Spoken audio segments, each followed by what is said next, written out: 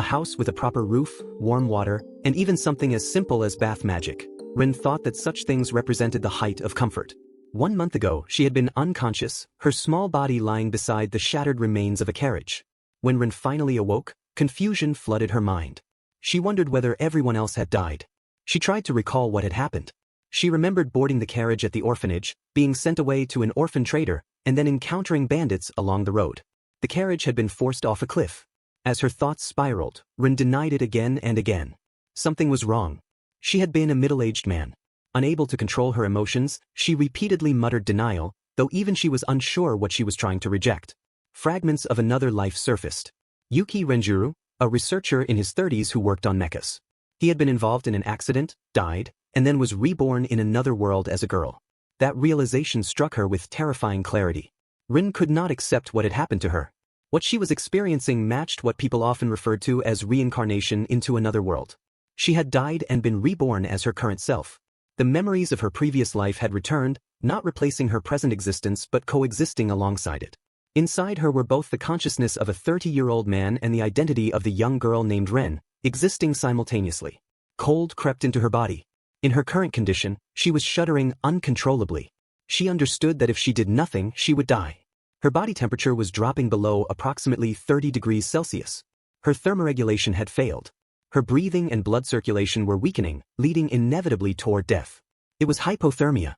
She forced herself to think. What could she do? Was there any way to gain the knowledge or tools she needed to survive? Then she remembered, magic existed in this world.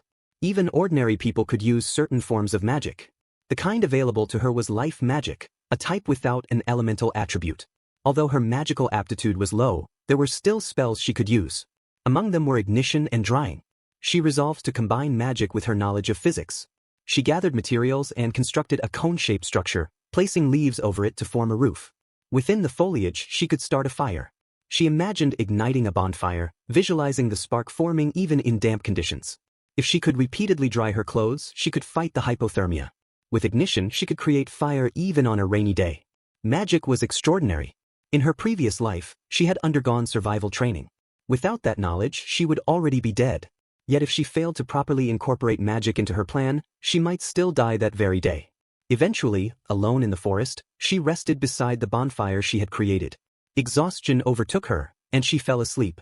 While sleeping, she dreamed of an unfamiliar house.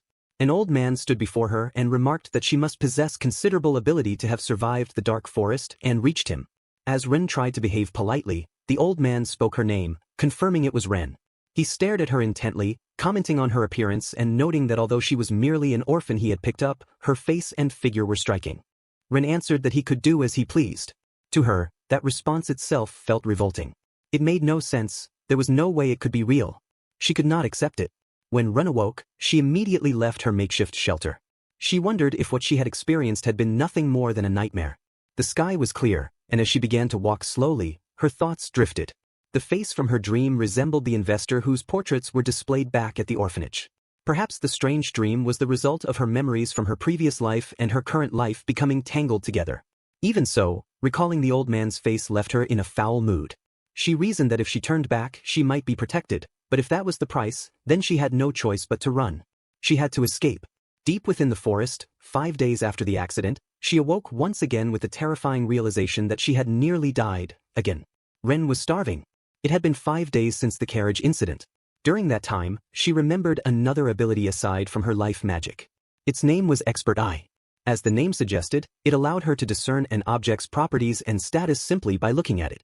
With this skill, she believed she might be able to identify wild plants suitable for medicine, potion making, or even consumption.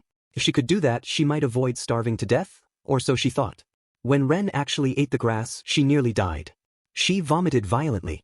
She realized that at this rate, she would never be able to survive by eating wild plants. Her throat was painfully dry, and she had no saliva left. Ren collapsed onto the ground and thought only of water. She felt certain she was going to die.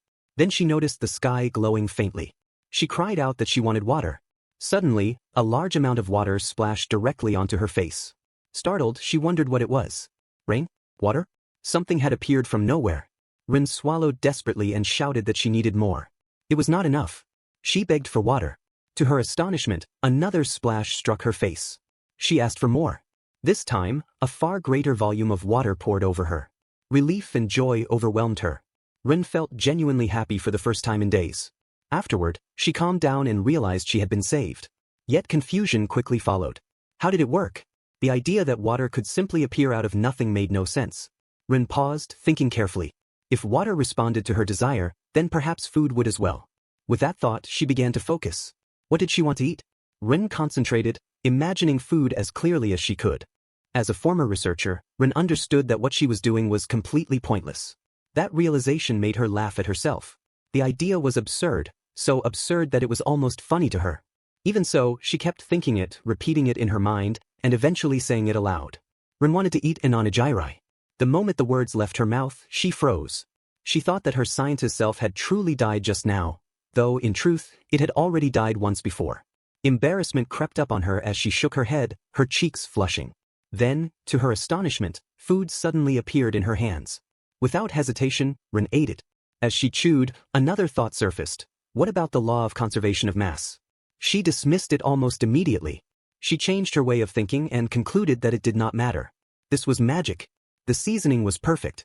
Rin enjoyed the onigiri thoroughly. Before she realized it, she was completely full. She lay down on the ground, thinking about how much she had eaten. The sensation of fullness felt like pure bliss. At that moment, she no longer cared about anything else. Then, Rin suddenly sprang to her feet. Something was strange. Generally speaking, in fantasy worlds like this, there was a common method used to confirm one's circumstances.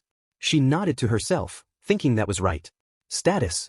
The moment she thought it, a display appeared before her eyes. Ren was startled. She questioned whether it had truly appeared. Was this really her status? The panel showed her name, race, occupation, and every one of her attributes. She stared at it in disbelief. She asked herself what she was seeing. Had she really possessed such stats? Her race, was it a celestial race? Her intelligence and magic attributes were exceptionally high. And storage, wasn't that supposed to be a legendary skill? Then there was creation magic. It was all completely insane. Suddenly, realization struck her. Could it be that the water and the onigiri from earlier were connected to this? Rin fell into the river and was left thoroughly irritated. After surviving another week in the wilderness, she rested beneath a tree while preparing a bonfire. As she recovered, she considered catching fish using the knowledge from her previous life, yet her current body refused to move as she wished. She concluded that she would have to rely on a fishing net instead. She began arranging tree branches, vines, and pebbles, preparing the materials. This marked the moment to rely on imagination magic, her newly acquired skill. Imagination magic allowed her to recreate objects in the same manner she once had. However, creating something from nothing required an enormous amount of magical power, far more than she possessed, which limited its use. By laying out the necessary components and fully understanding the structure of what she wished to create, she could instead use only a small amount of magic. Through this method, Rin successfully formed a net. She cast the net into the river and managed to catch a fish, finally securing food. The result astonished her, reinforcing the realization that her creation-based abilities were overwhelmingly powerful. Using stones, she restrained the fish she had caught, yet ingredients alone were not enough. She then considered how to cook it. She turned her thoughts toward her other new ability and hesitated, unsure what to retrieve. She contemplated creating a stone plate and chopsticks, then planned to make a furnace from clay. This process did not rely on imagination magic, but rather on her storage ability. She retrieved a clay stove, noting the awkwardness of the power, which allowed her to freely store objects and summon them within her field of vision. With her preparations complete, she decided to use both abilities together for cooking. The fish was grilled, and she retrieved the mushroom known as Pisces from her storage box. By combining everything through imagination magic, the meal was completed in an instant. Before her appeared a freshwater fish meuniere, served with mushrooms. The day was calm, with only a few clouds scattered across the sky. Run prepared to eat and felt momentarily puzzled by her own posture before finally beginning the meal. The taste caused her to blush, and she found herself genuinely pleased. The butter she had produced through creation magic blended well with the umami of the mushrooms and the delicate flesh of the river fish. With memories from her past life and the knowledge they provided, she realized she could fully utilize her abilities. Imagination magic combined with the storage box seemed capable of almost anything. After finishing her meal, Rin converted her remaining magical power into physical strength, relieved that this was something she could do with relative ease thanks to her current understanding.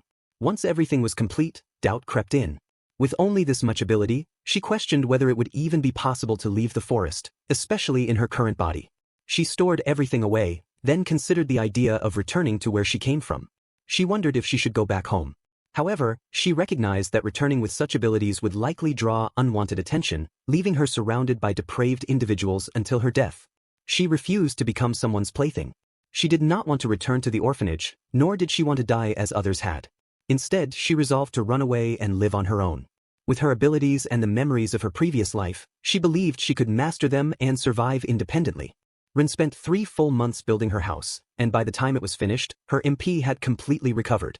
With the garden now producing vegetables, she turned her attention to cultivation.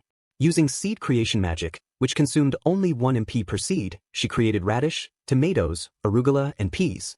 The mana consumption felt negligible when it was limited to seeds alone. She remained busy tending the garden, adding eggplants as well, and was surprised at how quickly the vegetables grew. That day's harvest brought her a sense of relief. With a stable food supply, she no longer needed to spend mana on daily sustenance and could instead allocate it toward clothing and furniture. She used creation magic once more, this time consuming 10 MP to produce a set of clothes.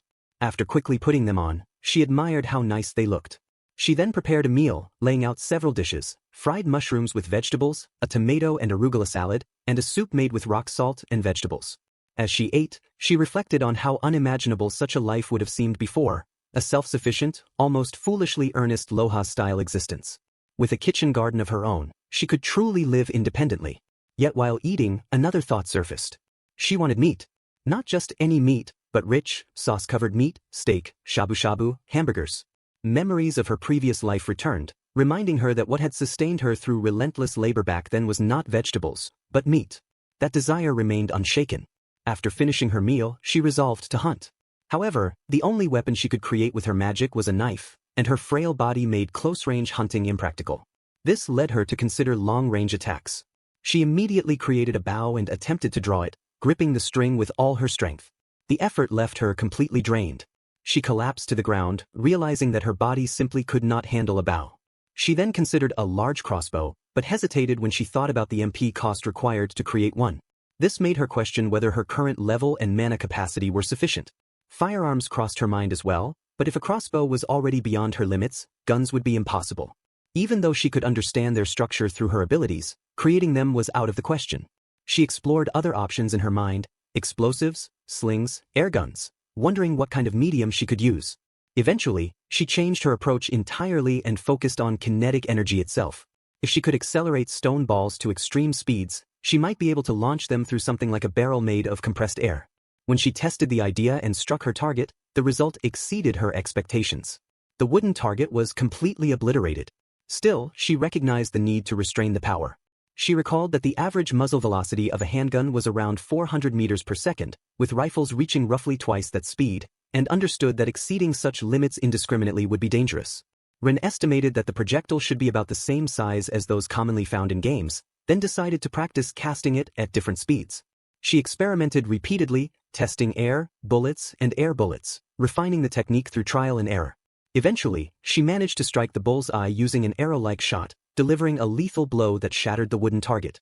However, she realized she had overexerted herself, as dizziness set in when her mana ran dry. She calculated her mana consumption: 1 MP at a speed of 200 meters per second, 5 MP at 400 meters per second. At rifle-level velocity, around 800 meters per second, the cost would rise to 20 MP. She concluded that such power could not be used recklessly. Some time later, she returned home and equipped all her accessories. With her mana fully restored and all preparations complete, she set out once more. Venturing deeper into the forest alone, she recalled her current status and decided to check it before beginning the hunt. Her MP was full, and she estimated that she could safely expend roughly 80 mana over the span of 200 seconds. Hiding among the bushes, she soon spotted prey. As she quietly shifted her position, she found a promising target: 2 horned rabbits. In her mind, they were essentially rabbits with horns, wild game, and a source of rabbit meat. She imagined how good a roasted tranche would taste. She retrieved pebbles from her storage and set the projectile speed to 200 meters per second. Taking careful aim, she fired, successfully striking one rabbit. Without hesitation, she grabbed another pebble and aimed at the second rabbit beside it. In the end, she secured both rabbits without issue. Just as she felt satisfied and began thinking that all that remained was to return home and cook, an unseen presence crept up behind her. Unaware of the danger, she failed to notice the massive wild boar approaching. When she finally realized it was there, she was caught off guard. The distance was far too close, making the situation extremely dangerous. She cautiously stepped back, hoping it would not advance any further, but the wild boar suddenly attacked. She narrowly avoided the charge, instinctively diving out of the way. Rolling across the ground, she hurriedly prepared to counterattack, knowing that she had to rely on stone projectiles. The wild boar charged again. She hastily fired a stone toward it, but the shot missed. Panic set in as she realized how difficult it was to hit a fast-moving target that was actively pursuing her. To her shock, the wild boar managed to land a direct hit, sending her flying. Severely injured, she struggled on the ground, wondering if she was about to die once more. She had believed she could finally live freely, and the thought of losing that future terrified her. Refusing to give in, she crawled to a tree and drank a potion, desperately considering whether there was anything else she could still do to survive. As the wild boar charged straight toward her, she realized that the only thing she could do was pour everything she had into increasing both power and accuracy. She reflected on the nature of her magic, thinking that the air bullet resembled a living, spiraling ring. With that image in mind, she decided to set the output to the level of a warhead, resolving to expend all of her remaining mana in a single shot. By sheer luck, the attack struck true, and the charging wild boar was killed on the spot. Her hands shook violently as the aftermath set in, and she was overwhelmed by how reckless and insane it had been. Her vision blurred, and she realized she needed a potion immediately. She drank it in haste, and only then did she allow herself to lie down beneath a tree, finally able to breathe in peace while thinking back on how absurdly dangerous the situation had been. Not long after, a full spread awaited her on the table: roasted rabbit, boar meat grilled with rock salt, and stir-fried wild boar and rabbit. She eagerly dug into the meal, delighted by the fact that it had turned into a two-course meat feast, all made possible by the beast meat she had obtained during her combat practice. She decided not to worry about the finer details and began with the rabbit. The moment she tasted it, she was convinced it was exactly as she had expected. Freshly caught rabbit meat burst with flavor, and she found herself unable to stop eating. Next, she moved on to the stir-fried boar. As soon as it touched her tongue, she was overwhelmed by its deep, meaty richness, accented by a subtle bitterness that only enhanced its character. She savored every bite, struck by the sheer concentration of nutrition and flavor that filled her mouth all at once. Comparing the two felt impossible. Both dishes were clear winners in their own way. In the end, she reflected that humans did not really need to express their hunting instincts so seriously, then immediately dismissed the thought as overthinking it. Whatever the case, life felt undeniably good. In Chapter 4, she realized that she could selectively remove specific items from storage. By taking out only the skin and meat, the dismantling process would be completed in mere seconds. Storage proved to be incredibly convenient, especially considering how much she had struggled with this task before. Fur, blood, entrails, bones, and the other parts of the body were efficiently separated and placed into storage. Later, these materials could be used as catalysts for creation magic and converted into things such as fertilizer, lard, medicine, and other useful products. She confirmed through experimentation that her magic functioned the same way with food and clothing. By performing certain actions, she could learn and level up her skills. The threshold for improvement appeared to be set quite low for the celestial race, and since she was part of it, progress came more easily to her. At present, she was focused on crafting spring coils, a task she had been working on for several days. Observing her own growth rate, she noted how remarkable it was. In this world, even someone with a level 3 skill could be considered an expert in their field, though she felt indifferent about that distinction. Time passed, the seasons changed, and autumn arrived. Her food issues had been completely resolved thanks to her ability to store supplies with ease. With that concern eliminated, she shifted her attention toward improving her standard of living. She jumped onto her bed, appreciating the comfort provided by the pocket coils she had made herself. It felt perfect, so comfortable that she wanted nothing more than to keep sleeping, to laze around endlessly. She rolled over, feeling bored with her solitary life as a hermit in the woods. She had no clear idea how to further raise her skill levels. Although her experience as a celestial continued to increase steadily, the progress was minimal. She wanted to fill it up completely so she could attempt to recreate the rainforest crossbow she had considered before. However, after building her shelter and securing enough food, she found that her motivation had largely vanished. She could not bring herself to do much of anything. While idly rolling around on her bed, she noticed an unfamiliar sensation. She had been hurt, or at least that was how it felt at first. She could not tell whether it was pain or a tickling discomfort. Then she realized that her clothes and fasteners were rubbing against each other. That reminded her of something from her past. She had been the largest person her age back at the orphanage, and now the quality of her food had improved significantly. She began to wonder whether there was some supplementary effect from the dishes made using her creation magic. She reflected on her body, noting that her chest had grown noticeably. Even if her overall size might be considered average, simple contact with her clothes caused discomfort. Considering her daily activities, this was clearly going to become a problem. She touched her chest, uncertain about what to do next, and concluded that she would probably need proper underwear, starting with something like a bra. Rin grabbed her chest and was taken aback by the sensation. The feeling surprised her, and she found it unexpectedly intense. She tried to dismiss it, telling herself that it was nothing more than touching her own body. Even so, she continued squeezing her breasts, questioning whether it was really acceptable for her to do such a thing. Memories of her previous life, when she had been a man, surfaced in her mind. Now, however, she inhabited a woman's body, and those two sets of experiences had merged into who she was in the present. Lying down, she let her hand wander to the sensitive area below, driven by curiosity rather than intention. She reasoned that such curiosity was natural and understandable. As the sensations grew stronger, she felt a sense of pleasure and convinced herself that, for the sake of understanding her own body, she should continue experimenting. The next morning, she woke up abruptly, overwhelmed by the realization of how far she had gone. The sensations left behind made her acutely aware of how dangerous a girl's body could be if she let herself indulge too much. She resolved that she should exercise restraint. Still, the thought crossed her mind that repeating it once more would not cause any harm. Morning turned into night, and night returned to morning, yet she remained in bed. It was only then that she realized she had spent 3 entire days like that. The awareness made her uneasy, and she grew wary of letting her curiosity spiral any further. Later, while eating in the kitchen, she reflected on the experience, understanding at last why it felt the way it did. Regardless, the sensation had been undeniably pleasurable, and she felt compelled to experience everything available to her in this new body. She felt satisfied, even if she could not quite articulate why. Her thoughts drifted, and she struggled to remember what she had originally planned to do. Then it came back to her. She had intended to make lingerie. After finishing her meal, she prepared to use her creation magic. She examined a bra she produced, studying its shape and function, but decided it was insufficient as it was. If she wanted to improve her dressmaking skills, it needed to be more refined. She considered adding lace and ensuring that the top and bottom matched as a set. Standing before the mirror, she became fully absorbed in the process and ended up crafting an especially provocative piece of underwear. She regarded it as something she could use whenever she felt inclined to indulge herself. Wearing it made her acutely aware of how lewd it looked, and that awareness only heightened her arousal. Unable to restrain herself any longer, she found herself giving in to temptation once again. Morning turned into night, and night turned into morning once again. Ren was furious with herself, having realized that she had ended up indulging herself for 3 more days straight. At this rate, she thought she was going to become a complete idiot. Deciding to put a stop to it for the moment, she resolved to check her status again to see what level she was actually at. When she looked over her status and noticed entries labeled with things like lewdness and large chest levels, she was utterly shocked. She could not understand what was going on. How could something like lewdness or having a large chest even be considered skills? Even so, the presence of lewd-related skills felt excessive to her. She firmly decided that from now on, she would make sure not to engage in any more lewd behavior. Reflecting on her growth, she realized that she had been using her creation magic extensively to raise her levels. After finally finishing everything she had been doing, she felt a sense of relief, thinking that she was done for now.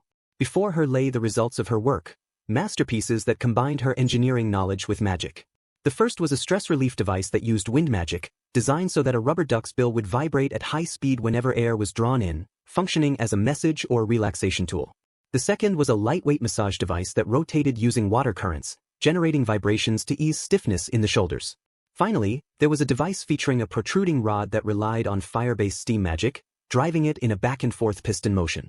Looking at it, Ren began to wonder whether she could already start experimenting with steam engines. This, she thought, was what she needed to be doing, creating prototypes, devices that could eventually change everything. Ren busied herself with repairs. After finishing the work, she applied glass wool, a high-density insulating material made from substances with sound-absorbing properties, carefully skimming it along the walls. She wondered whether this would be enough to soundproof the space, though it would certainly help with her nightly routine. Looking over the results, she felt she might have gone a little overboard. Her lewd-related skills had already risen to level 6, and it seemed only a matter of time before they climbed even higher. Suddenly, confusion set in when her detection skill reacted. Something was nearby. She had heard of magical beasts and monsters before, but she questioned whether that was truly what she had sensed. With unease creeping in, she tightened her equipment and prepared herself, knowing she would need to confirm it with her own eyes. Deep within the forest, Rin began scouting the area. She considered the possibility that whatever she detected could be stronger than her, which was why she had come fully equipped, with her air barrel skill ready for immediate use. She advanced carefully, feeling that the presence should be close. To her surprise, what appeared before her was a small, adorable puppy. Almost immediately she reconsidered, realizing it more closely resembled a wolf cub, a creature categorized as a magical beast. In the next instant, a massive wolf emerged. It became clear that this was the cub's parent, and its sheer size made it far more dangerous than the boar she had fought before. Ren reacted quickly, activating her air barrel magic. The attack struck the giant wolf successfully, leaving it badly injured, the wound deep and severe. Treating a beast in such a situation would be extremely dangerous, as there was always the risk of becoming prey, of being followed back home and attacked later. Ren prepared herself to strike again, thinking that killing it while she still could would be the safest option. Before she could act, she saw the cub licking the injured giant wolf. She paused, sensing no killing intent from either of them. She struggled internally, reminding herself not to let emotion cloud her judgment and forcing herself to think clearly about her own freedom. She questioned what freedom truly meant. Standing there, she weighed her choices, killing the wolf and taking its fur, or leaving and returning home, abandoning the creature in its wounded state. She acknowledged that she was free to choose either path, free to act as she wished. In the end, Rin chose to heal the giant wolf. Even as she did, she could tell that it remained wary of her, which was only natural. It was likely the first time the beast had ever been treated kindly by a human. She was amazed at how effective the potion was, watching as the wound rapidly began to recover.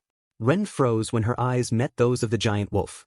She wondered whether it understood that she was the one who had healed it. In the reflection of the wolf's massive eye, she saw herself staring back. The giant wolf and the cub walked away together, disappearing into the forest. Ren reflected that she had never truly expected any form of gratitude. After all, it was a beast. She considered how harsh the laws of nature were, how humans and animals could never truly communicate. For her, that separation was acceptable. With no way to understand one another, they would never meet again, and she believed that was what was best for both sides. That was how Rin understood the situation at the time. Contrary to her expectations, the giant wolf and the cub later appeared in front of her house. Rin wondered why the two of them were still lingering around her home. On another occasion, while she was out hunting in the forest, they happened to run into each other again. She even chose to share part of her spoils with them, and the experience stirred a sense of nostalgia within her. Still, she remained stunned that the giant wolf continued to return. Ren reflected on how humans treated their pets, thinking that one either committed to caring for them properly or did not keep them at all. Since she had planned to leave this life behind, she initially wanted to drive the wolf away. Yet, as she thought about it, she found the cub to be nothing but a troublesome child. In the end, she lay down against the wolf, unable to completely push it away. Ren gave names to the two wolves. She called the giant wolf Norn, and the cub Bur. By naming them, she revealed her attachment, marking the moment they ceased to be mere random beasts and instead became beings connected to her life. From that point on, they were no longer just a wolf and a puppy wandering the forest, but companions who shared her days. With that thought lingering in her mind, Ren wrapped her arms around Norn, marveling at just how fluffy the massive body felt beneath her touch. Afterward, Ren busied herself tending to her garden. As she worked, she noticed the air growing colder and wondered if winter was approaching. Once she finished caring for the plants, she considered whether she should head out to hunt. Before she could decide, Norn suddenly bumped into her, drawing her attention. Confused, Ren tried to understand what was happening as Norn began leading her deeper into the forest. She struggled to keep up, trying to slow him down, unsure of his intention. Norn then bit onto her collar and dragged her forward, eventually bringing her close to a group of orcs. Ren was startled by the sight. Together with Norn, she hid within the bushes, carefully observing their surroundings. There were many orcs gathered there, at least 10 by her count. It soon became clear to her that Norn intended to hunt them. As Norn leaned closer to her, Ren considered the situation. Orc meat could be used as an ingredient, and even if she chose not to make use of it, orcs were still dangerous monsters capable of attacking travelers or nearby villages. Making up her mind, Ren used her air barrel skill in combination with her sniping ability, launching precise attacks. The orc group was completely wiped out. Ren charged forward alongside Norn and Burr toward the fallen corpses, feeling that the battle had been effortless. Upon arriving, she decided that letting the wolves have some of the spoils would not be a problem. She was surprised to see Norn and Burr immediately begin devouring the orc bodies. As she watched them eat, another realization surfaced. To have scouted the orcs so effectively and chosen an ideal vantage point, Norn's intelligence seemed unusually high. That thought made Ren pause. She wondered whether Norn was far too clever for an ordinary magical beast. Deciding to confirm her suspicion, she used her appraisal skill. To view the status of a magical beast, her appraisal skill needed to be sufficiently leveled, and hers had already reached level 8. In this world, that alone could qualify her as a genius. She questioned whether the skill would work, then focused it on Norn. When Norn's status appeared before her, Ren was stunned. The name Fenrir stood out. She recognized it as a legendary class beast. No matter how she looked at Norn, his size alone was abnormal for an ordinary wolf, already exceeding 2 meters. According to the history of this world, Fenrir-type beings were said to be capable of communicating with humans. However, Norn was still very young, so Rin reasoned that perhaps he had not yet gained the ability to speak. Norn clearly understood what was being conveyed, which made Rin wonder whether she might soon be able to communicate with him directly. The thought filled her with anticipation. She then checked Belle's status as well, and upon seeing it, she immediately embraced Belle, overwhelmed by how adorable and fluffy the cub was. After that, the three of them walked together through the forest. As they moved along, Rin reflected on the fact that Norn's detection skill was even higher than her own, which was already quite advanced. This realization troubled her. If there was something in the forest capable of avoiding a level 7 detection skill and even injuring a Fenrir, then there was undoubtedly a dangerous presence nearby. The possibility made her think that they might need to consider relocating sooner rather than later. That night, Rin began cooking. She planned to extract lard from the orcs they had hunted, using both orc oil and orc meat. She cut the meat into small chunks, marinated it with soy sauce and sake, and added finely chopped ginger. After letting the meat soak, she fried it in the rendered orc oil. She also prepared eggplants and other vegetables, then made a sauce using potatoes, thickening it with the starch extracted from them. The final dish consisted of deep-fried orc meat and root vegetables coated in a thick, starchy sauce. Rin started eating and found herself enjoying it immensely. The texture and taste reminded her of perfectly ordinary pork, and the flavor left her craving more. She thought that having rice alongside it would have been perfect, and if she had breadcrumbs, she could have even made cutlets. With winter approaching, she considered trying to grow wheat in the spring. In the end, she did not finish everything, having grown too full. Later, the wolves began making noise outside. Around the same time, Rin started feeling unwell, having fallen sick from the orc oil. She realized that it was not because the oil itself was spoiled, but because its quality did not suit her body. Norn licked her, staying close. Despite her condition, Rin prepared to go hunting again that day, gathering herself and moving with Norn. As she did, Rin reflected on the need to think seriously about how to make a living. Living near a city would certainly be convenient, but she wanted to avoid contact with people as much as possible. Being an introvert, she preferred solitude. Just as those thoughts crossed her mind, Norn suddenly sensed something. Ren was confused at first, but then she saw them. 3 goblins accompanied by a single human. At that moment, her desire to avoid people no longer mattered, because now was not the time to be worrying about such things. The girl cried out desperately as she was surrounded by goblins trying to kill her, and Ren immediately recognized that she was in danger. Ren quickly assessed the situation and saw that there were 3 goblins within roughly 50 feet. If she attempted to snipe them from that distance, there was a real risk that her air barrel could hit the child instead. Because of that, she decided she needed to close the distance first. As she repositioned herself, Rin planned her next move. While activating her skill, she took a high-grade status enhancement potion from storage and directly injected it into her veins. Using it in this manner placed an immense burden on her body, but the effects would activate far faster than if she consumed it orally. In the next instant, Rin leapt forward an enormous distance. The sudden surge in agility and strength meant her muscles and body would undoubtedly ache afterward. She clenched her teeth and signaled Norn to handle the enemies in the rear. Norn responded with a growl as Rin charged straight toward the group surrounding the girl. She unleashed her air barrel, striking the goblins one after another, while the remaining ones were viciously torn apart by Norn. One goblin froze in shock, unable to react.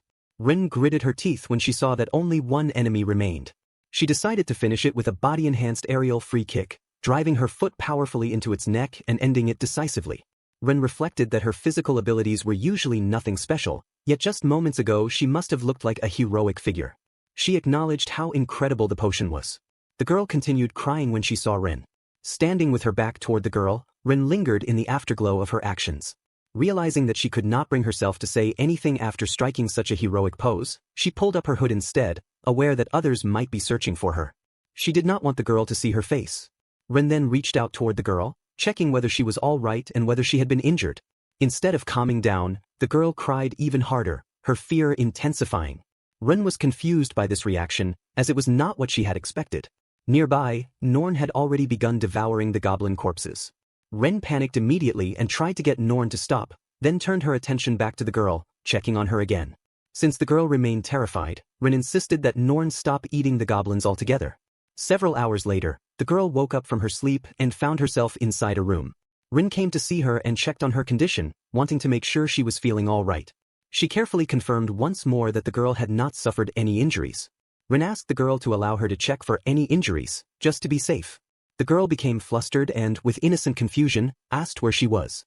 Rin thought that the expression on her face was exactly what one would expect from a child in such a situation. She explained that they were inside her house. Rin then asked whether the girl remembered being attacked by the goblins. At the mention of it, the girl began to tremble in fear. Seeing her reaction, Rin gave an awkward smile and reassured her that she was safe now and that the goblins had already been dealt with. Hearing this, the girl recalled how Ren and the wolf had taken care of the goblins. Suddenly, she began to cry again, terrified, wondering if she would be eaten as well. Ren responded flatly that she would not, explaining that the wolf was currently sleeping outside. She added that if the girl took a closer look, she would see just how cute Norn actually was. Ren then asked whether she wanted to pet him, but the girl immediately refused. Ren understood her reaction and, with a gentle smile, offered her some tea instead, assuming she must be thirsty. The girl began to sweat nervously. Watching this, Ren felt a twinge of discomfort, realizing just how cautious the child was. To ease her fears, Ren drank from the cup herself, demonstrating that the tea was not poisoned. Only then did the girl lower her guard and finally take a sip. She was amazed by the taste, finding it sweet and unlike anything she had ever had before. Ren smiled to herself, knowing that she had used sucralose, a substance similar to fructose but 200 times sweeter than sugar. She smirked inwardly, thinking that corn was difficult to obtain in this world, and that any child who tasted something like this would immediately become fond of it. The girl asked if she could have another cup, and Ren laughed, encouraging her to drink as much as she liked. After a short while, Ren asked the girl what she had been doing in that area the day before and why she had ventured so deep into a forest filled with dangerous monsters. Tearfully, the girl explained that her mother was sick. There had been an epidemic outbreak in her village, and everyone had become infected. According to rumors from passing travelers, the village was supposedly under a curse. With shops quickly running out of medicine, she had gone into the forest to gather medicinal herbs. At last, Ren understood why the girl had been attacked by goblins. She thought that the idea of a curse was a foolish assumption. Based on what she had heard, the symptoms sounded very similar to those of the influenza virus. Medicine for influenza, such as neuraminidase inhibitors like lenanemivir, should have been more than sufficient to treat it. Ren tried to recall what the chemical chain looked like. After piecing it together in her mind, she separated and synthesized the formula using her creation magic. Smoke gathered around her as she worked, causing the girl's jaw to drop in shock. When the smoke cleared, a fine powder had formed in Ren's hand. Seeing the result, Ren realized that she had somehow succeeded, and the ease with which she could accomplish something like this frightened her a little at times. She carefully sealed the powdered medicine inside a pouch. At first, she had thought it would be impossible, yet it turned out to be far easier to create molecules directly through magic. Even so, she was stunned when she checked her status and saw that the process had consumed 100 mana. She had not expected it to cost that much. The girl was equally stunned when Ren handed her the pouch and instructed her to have her mother drink it. When the girl asked what was inside, Ren explained that it was medicine, adding that as long as her mother drank it, ate properly, and rested in a warm place, she would likely recover. The girl then asked if Ren was a witch. Ren became flustered, thinking that it was probably because she always kept her hood on. She denied being a witch and corrected the girl, insisting that she was not one, even if she lived in a place like this. Hesitantly, the girl told Ren that she did not have any money to give her, yet Ren was still offering the medicine. Ren smiled and told her it was fine. She then noticed how late it had gotten and invited the girl to stay in her house for the night. The girl simply stared at her in response. Ren could not help but feel exasperated, realizing that the girl was being suspicious of her once again. Ren stood up and decided that if that was how it was going to be, then so be it. She would simply show the girl just how hospitable Japanese people could be. Determined to show off her cooking skills, Ren prepared hamburger meat using a mix of orc meat and venison. She grilled it over high heat to lock in the juices, cooking it thoroughly with the lid on. She paired it with homemade ketchup made from tomatoes she had grown herself, though it turned out slightly sweeter than expected. The sauce was made with tomatoes, garlic, eggplants, salt, sugar, pepper, and various spices. At last, a mouth-watering dish was served, orc meat and venison hamburgers topped with homemade tomato sauce and fried vegetables. The girl was stunned by the sight of the food and asked what it was. Ren assured her that it was not poisoned and explained that serving a good meal to guests was only natural. As she sliced into the meat, juices spilled out, and Ren knew that using the orc oil, combined with properly frying it in animal fat, had enhanced both the texture and juiciness of the meat and venison. The aroma alone made it even more appetizing, inviting them to savor every bite. The girl declared that the food was incredibly delicious and that it was the first time in her life she had ever tasted anything like it. As she savored each bite, she eventually could no longer restrain herself.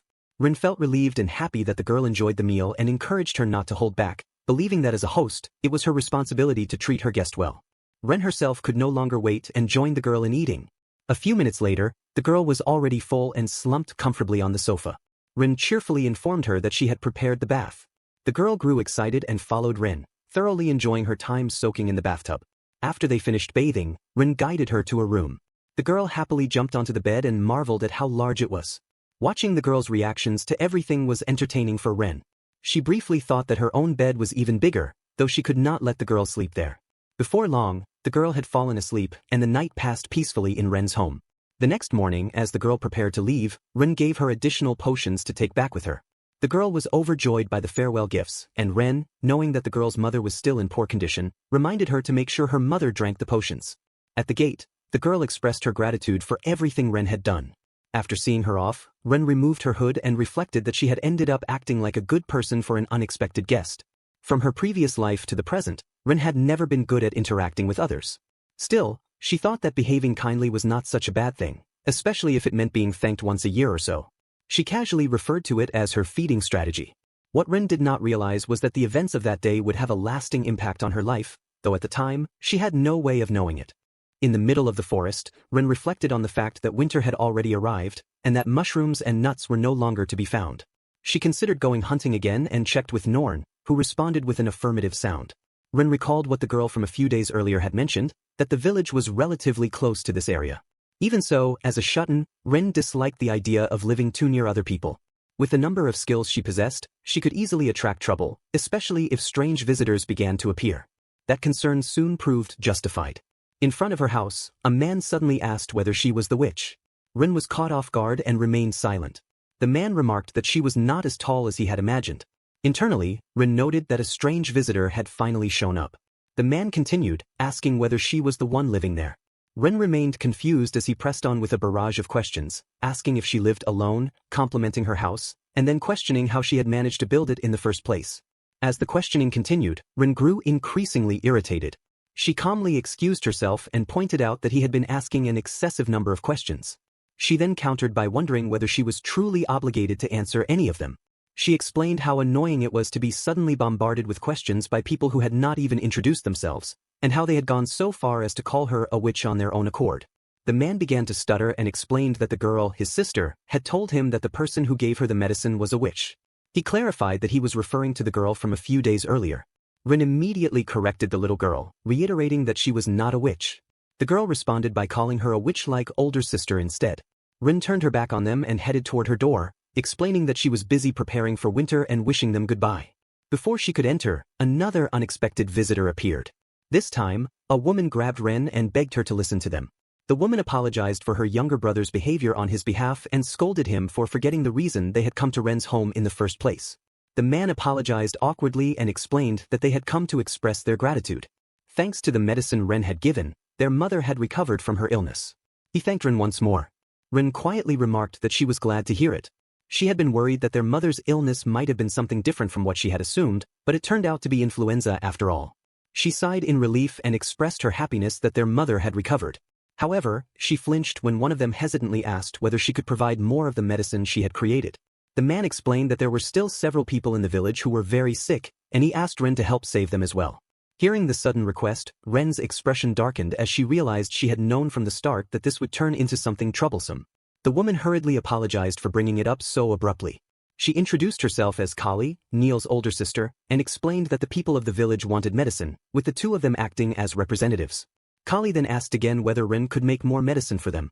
She also pointed out that Ren had mentioned preparing for winter earlier, yet she did not appear to be carrying anything. Kali questioned what Ren was actually doing and asked whether she was a skill holder. With a smile, she added that she did not particularly care whether Ren was a witch or not. Ren cursed inwardly at how perceptive Kali was. Older sisters were sharp, younger brothers blunt. Together, they formed the worst possible combination for her to deal with. The fact that they had come empty-handed also made it clear that they were expecting her to give the medicine away for free. Since it took 100 mana to make a single dose, she could only manage one per day. Ren made it clear that she was not a saint or anything of the sort. She explained that, unfortunately, she did not have any more medicine on hand. She further clarified that producing it required a great deal of time and materials, and that even if she made medicine for one person, she did not want to be repeatedly approached afterward to make more. Neil responded enthusiastically, asking what materials were needed if that was all it took to produce the medicine. Ren's expression grew darker, realizing that he would not give up so easily. She told him to be considerate of her position as well and moved to end the conversation, bidding them farewell. Neil complained under his breath, muttering that they had asked nicely, and reached out to grab Ren's hood, pulling it back and revealing her face. Ren was startled. Neil froze and blushed intensely upon seeing her. At that moment, Norn let out an angry roar, frightening the siblings. Ren quickly covered her face again and firmly stated that no matter how many times they bowed or pleaded, what they were asking for was impossible. She politely but firmly told them to turn around and head back. The girl Ren had saved earlier looked back at her sadly, even as her siblings urged that it was time to leave. Norn remained on guard as the siblings walked away. Later that night, Ren lay in bed, troubled by how awkward the timing was for her usual daily routine. However, when she remembered the disappointed look on the girl's face, she realized there was no way she could bring herself to carry it out at all. The next morning, Ren woke up with renewed energy, thinking that it was time to go winter hunting again. She believed that the orc meat she had obtained a few days earlier would be enough for herself, but she still needed to secure portions for Norn and Belle. As she looked out the window, she noticed a man standing in front of her gate. If she was not mistaken, it was Neil. Ren thought to herself that he was a creep. Deciding she would simply stay inside and spend the day creating other things instead, she turned away from the window. Over the next few days, Ren kept noticing Neil standing in the same spot outside her house. She felt uneasy, not wanting him to keep returning repeatedly. Yet a thought gnawed at her. If he stopped coming, could it mean that the people in the village no longer needed the medicine, that someone had died? While she knew it was possible that wasn't the case, there was an equal chance it could be true. The thought weighed on her, and Ren found herself sitting in her rocking chair, feeling increasingly guilty. Unable to bear it any longer, she stood and decided to make the medicine, expending 100 mana in the process. She carefully tied the pouch and slipped outside stealthily, hiding from Neil, who was still waiting outside. She moved quietly through the forest toward the village, where she spotted the girl fetching water at the well. Upon seeing Ren, the girl hesitated, calling her, "Which one Isen?" But Ren gestured for her to be quiet. Once seated together, Ren reminded her again that she was not a witch. The girl quickly apologized and asked why Ren had come to the village. Ren handed her the pouch, explaining that she had come to deliver the medicine. She also mentioned that she had just enough leftover materials to make this single dose. The girl immediately rose, concerned about whether it was truly okay to accept the medicine. Ren explained that she would agree under one condition. Neil, the girl's older brother, had to stop coming to her house every day, as it was a constant nuisance. The girl blushed and apologized for her brother's behavior.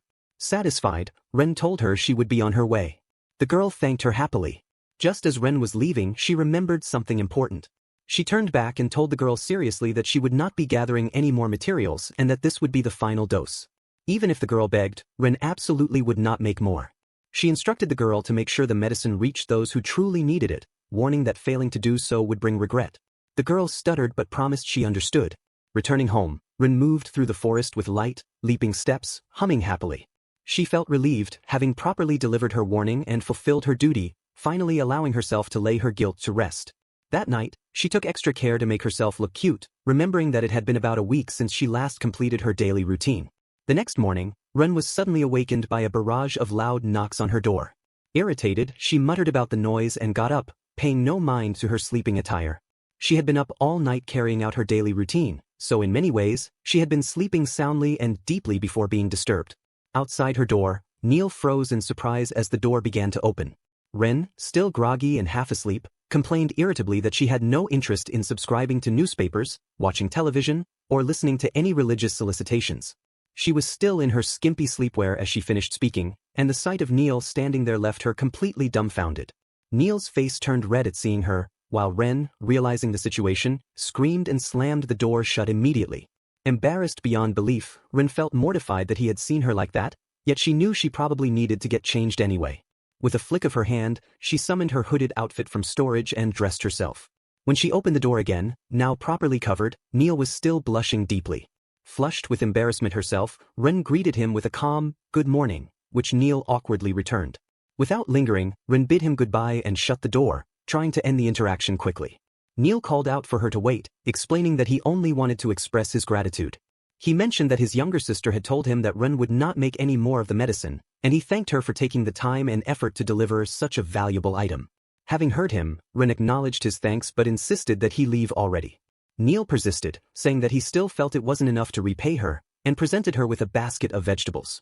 Ren accepted them politely, thanked him, and again urged him to leave, telling him to just leave the basket by the door. Neil asked why she was trying so hard to chase him away.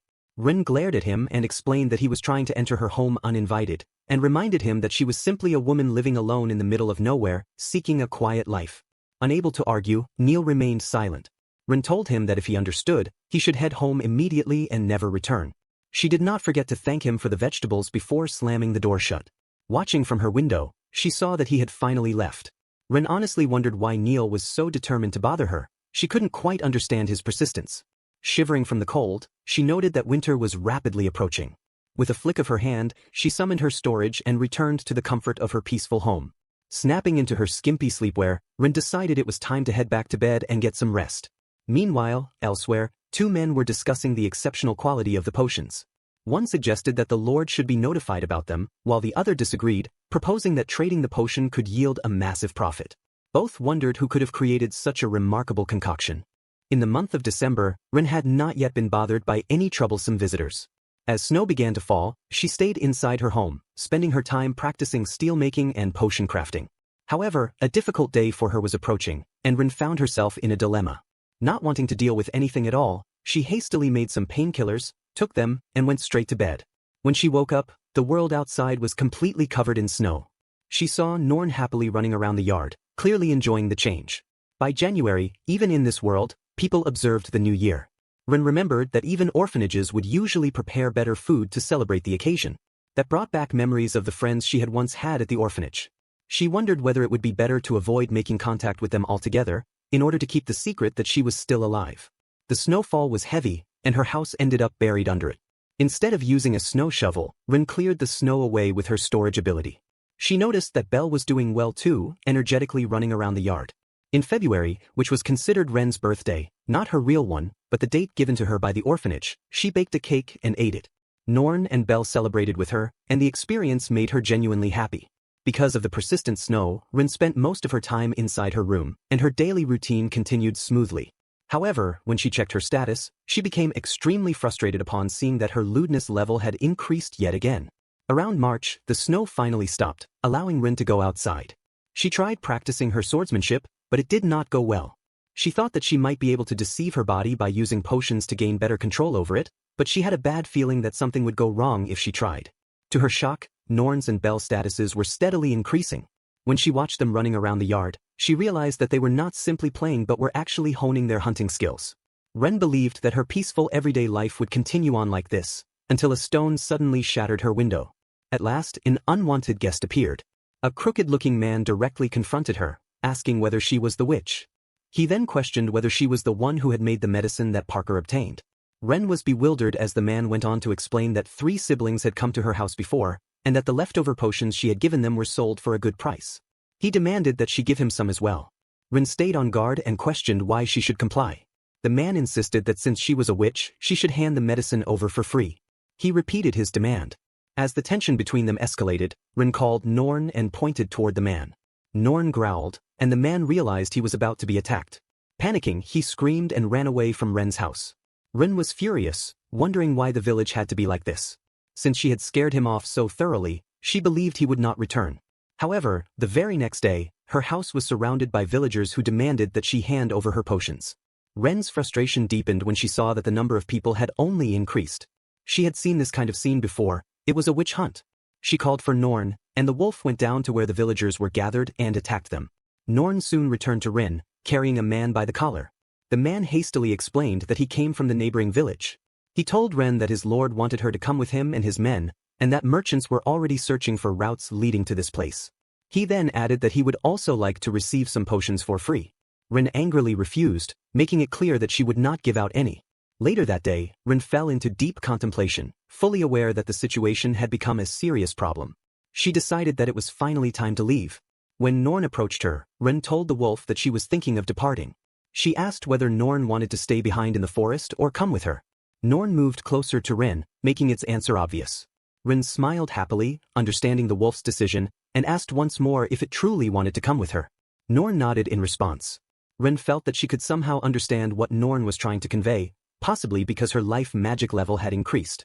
Overjoyed, she hugged Norn and thanked it, expressing how happy the wolf's choice made her. Moments later, Rin resolved that they would leave immediately. Standing in front of her house, Rin stretched out her hand. She had lived there for a long time and made countless memories within those walls. Even so, she knew she had to leave the forest. Staying there would only lead to more trouble. Activating her storage ability, Rin stored the entire house. She had planned for this in advance. Before building it, she had constructed the foundation using stone walls in separate sections. Because of that, she was able to store not only the house itself, but also the backyard and the garden. Rin felt deeply grateful for her storage ability, thinking it would have been a waste to discard something they had worked so hard to build. At last, Rin, Norn, and Belle set off together. They passed through the forest, where snow blanketed the trees, moving under the cover of night.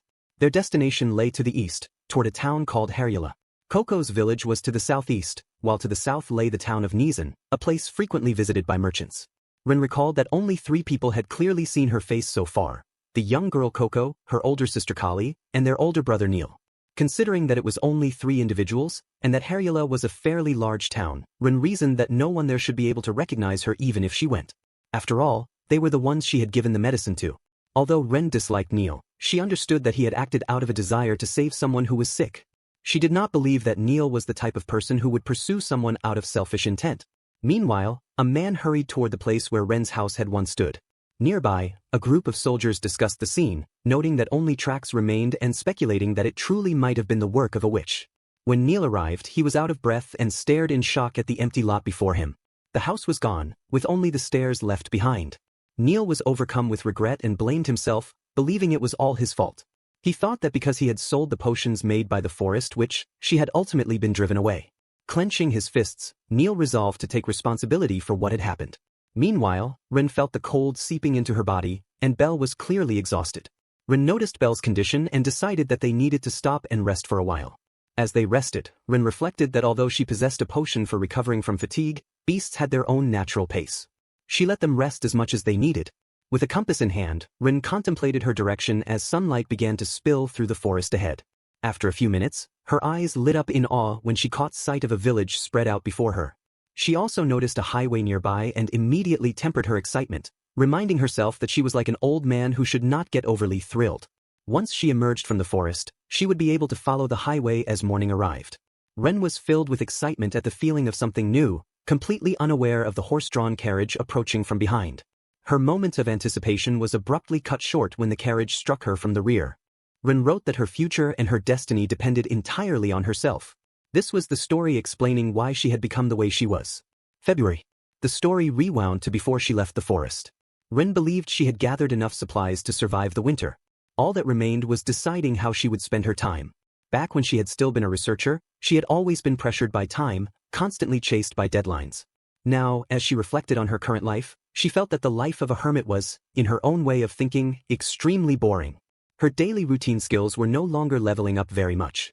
She thought that if she did not speak or move at all, her body and even her heart would eventually become unhealthy. Her creation magic and related skills were far too powerful, and because of that she had completely neglected physical exercise. As a result, when she had been forced into combat before, she had ended up suffering from severe muscle pain. If something like that happened again, or if those who had attacked Norn were to strike once more, she would be in trouble. Rin concluded that there was nothing wrong with training her body, and with that decision made, she resolved to start exercising. She began by relaxing her body. Using her tailoring skill, she made and wore a leotard-like outfit, and she was surprised at how easily she could move while wearing it. She realized that if she used her storage magic to put away all of her furniture, she could turn her living room into an exercise space. She then took synthetic resin out of storage and used her creation magic to make equipment she could use for training. In the end, Rin created an exercise ball. She thought it would be good for training her inner muscles and her hips, a true piece of fitness equipment designed for girls. Sitting on the ball, she considered that whenever she felt bored, she could use it to exercise and train her body instead. She started by lying across the top of the ball and doing stretches, but she slipped and struggled to keep her balance. In her opinion, it was still quite difficult. For Ren, doing push-ups on top of an exercise ball was extremely hard. She had gone to the gym in her previous life, so she assumed it would not be that difficult, yet she found that she could no longer do what her former self had been capable of. Still, the training she was doing was mainly meant to stave off boredom. As she struggled, she reminded herself that she needed to visualize her muscles properly. In her mind, she focused on controlling her breathing and kept her eyes on the mirror to check whether her form was correct. In the end, Rin fell off the exercise ball. What followed felt to her like the beginning of some absurd internal competition. That night, she lay on the floor, thinking that she was far too cute for her own good and that it was all rather rough on her. She worried that if this continued and her lewdness level rose again, her future might turn out to be something truly frightening. A horse-drawn carriage was moving along the road, with Belle and the giant wolf trailing behind it. Inside the carriage, Ren was sleeping. When she woke up, she introduced herself and explained that she had been run over all of a sudden. The one who had ended up hitting her was a modest merchant, and the destination of the carriage that had struck her was a town called Herjula, which was also where she was currently heading while riding in the carriage. Norn and Belle followed behind on foot.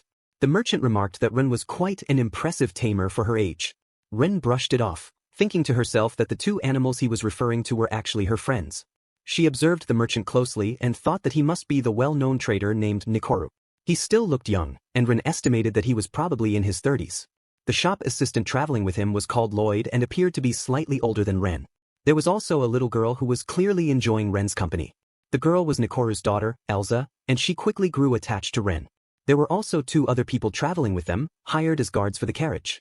They gave off an unpleasant atmosphere, so Ren paid them little attention. What bothered her was that they would not stop glaring at her chest, which made her feel uncomfortable and disgusted. Ren kept her face hidden while remaining alert and watching their behavior carefully. After some time, the group stopped near the riverbank. Ren guessed that they planned to set up camp there for the day. She wished they could reach the city sooner. She climbed down from the carriage, thinking that riding in a horse-drawn carriage all day made her entire body ache. She petted Belle and instructed both Norn and Belle to keep watch. While she wandered nearby, she overheard Nikoru and the guards talking.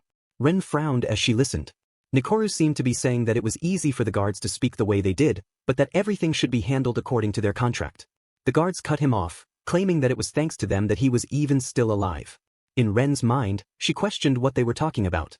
From her perspective, the guards had not really done anything yet, and they were already trying to extort him. Ren thought they needed to hurry back to the city as soon as possible, especially since they were already running low on water.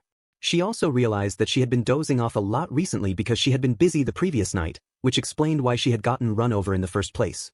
She concluded that those two guards were the source of the problem and decided that she needed to put a stop to it. Ren approached them and offered to share some of her rations.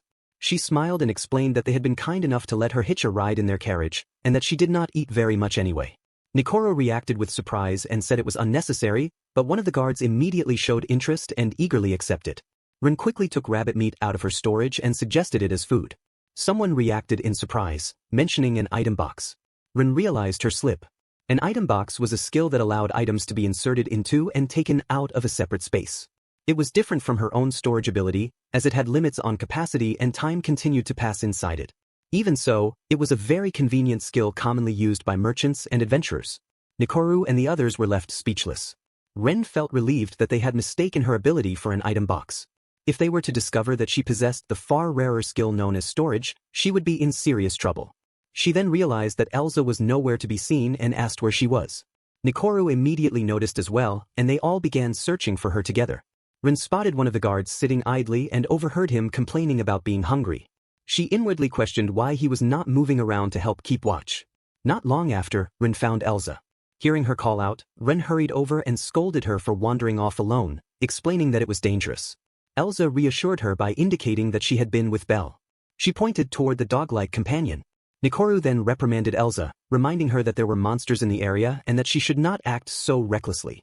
As he spoke, he noticed how dirty she had become and commented on it. Ren dismissed the concern and immediately used her cleaning magic. Nikoru and the others were taken aback. Cleaning was part of her life magic, capable of removing stains and even disinfecting. Ren realized that she could probably run a business with purification magic alone, and that thought made her inwardly groan in frustration. She recognized that she had done it again without thinking. Elsa was fascinated by the magic. Nikoru observed that Ren was a tamer who could use an item box and magic, and Ren sensed a change in his gaze. She reflected that this was a habit she had developed while living alone. Whenever she sought efficiency, she instinctively relied on her skills, which caused her to stand out unintentionally. Nikoru asked what Elsa had been doing in the forest. Elsa explained that she had gone to gather mushrooms because there was no food. Nikoru seemed at a loss. Ren immediately realized the danger and explained that some mushrooms were poisonous. Although there were only a few types that were toxic once cooked, they were difficult to identify, such as the ones she indicated. She tossed the poisonous mushrooms aside. Nikora looked puzzled from behind her. Rin realized what she had done and inwardly panicked. She had once again used her level 10 appraisal skill as naturally as breathing. Appraisal allowed one to understand an item's composition and, depending on skill level, even more detailed information. It was a skill merchants would kill to possess, and at higher levels it was said to reveal other people's statuses as well. Nikora questioned her about the appraisal she had just used, pointing out that she possessed an item box and appraisal. He wondered who she really was. Ren's thoughts raced as she realized how dangerous the situation had become. She had to avoid further suspicion, yet she had exposed herself again. Desperately, she searched for a plausible excuse and finally came up with an idea. Using her creation magic along with a block of titanium and several lenses, and reinforcing the structure with magic, Ren created a pair of glasses. She explained that these glasses were the reason she had been able to do what she did, as they had the ability of appraisal imbued into them. Elsa wondered aloud whether Ren had been wearing glasses all along. Ren clarified that the item was extremely valuable and allowed the use of appraisal up to level 2. It consumed a large amount of mana, but even someone without innate skills could use it. She added that she possessed various heirlooms, mementos, and gifts back at her house. Nikora was deeply impressed and asked if he could try the glasses for himself. Ren agreed and handed them over. When Nikora put them on, he was astonished, experiencing firsthand what the appraisal skill felt like. The children soon wanted to borrow the glasses as well. Watching their reactions, Ren felt a wave of relief. She thought that her improvised explanation had gone surprisingly well. The item she had created on the spot had intentionally vague details, which made it easier to sell the story and give it a sense of authenticity. From then on, Ren knew she would have to continue wearing the glasses if she wanted to conceal the fact that she actually possessed appraisal herself. She noticed the guards glaring at her again and hoped they were not harboring any strange ideas. Even if they were, she decided it was best to ignore them. Before long, Ren began cooking. She stir-fried minced onions, carrots, and celery, adding in the mushrooms Elsa had gathered. Using her storage skill, she quickly took out rabbit meat, grilling it slowly over low heat, then added tomatoes for extra flavor. Once finished, she served the dishes on the table, wraps of mushrooms and vegetables paired with rabbit meat, topped with tomato sauce. Nikora was amazed by the result, noting how the lightness of the rabbit meat paired perfectly with the slightly thick tomato sauce, while the vegetables enhanced the richness of the flavor. Elsa eagerly ate as well, surprised by how good the texture of the mushrooms was. Nikora admitted that he never imagined such a meal could be prepared in the middle of the forest, and Elsa declared that it was better than any restaurant food she had ever eaten. For Ren, both in her past life and even now, living with other people had always felt like a burden. Yet moments like this, seeing the happy expressions of people enjoying her cooking, were something she never would have experienced had she continued living completely alone. When the guards asked for a second helping, Ren refused, stating that there was nothing left. The following morning, they set off again, guiding the horse-drawn carriage toward their destination.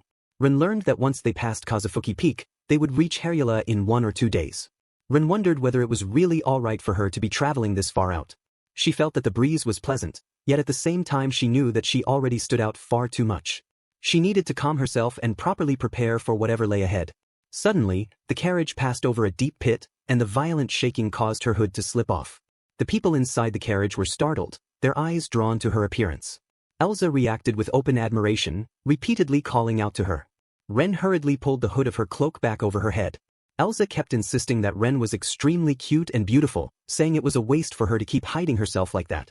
Ren could only think that she wanted it to stop, because the more it was emphasized, the stranger people would look at her. One of the guards, the short-haired one, spoke up and suggested that Ren join their party after their guard contract ended. Even if she was a tamer, he said, it was dangerous for a woman to travel alone. He claimed that they might not look like it, but they were C-rank adventurers. Ren immediately rejected that in her mind. She could see their status clearly, and they were extremely weak. Nikora was stronger than either of them. On top of that, the guards would not stop staring at her chest, their lecherous gazes making her skin crawl. Ren had a very bad feeling about this. Being an old man at heart, she knew she would refuse outright. She could not deal with men like that. At this point, she could only rely on Nikora, who was married, to act as a buffer. However, Nikora then made matters worse by casually commenting about not worrying over an age gap and suggesting she become the woman for his son. Ren was furious internally. She realized that she had somehow become a candidate to be his son's future wife. She noticed Lloyd standing nearby, his ears burning red as he remained completely silent. Ren grimaced, realizing that it was her face that stood out the most. She cursed her fate for being reborn as a beautiful woman. At that moment, something sudden happened. The horses began to act wildly. The guards shouted in confusion, asking what was going on. Nikoro quickly called out their names, warning them that monsters were ahead. A group of orcs had appeared, blocking their path.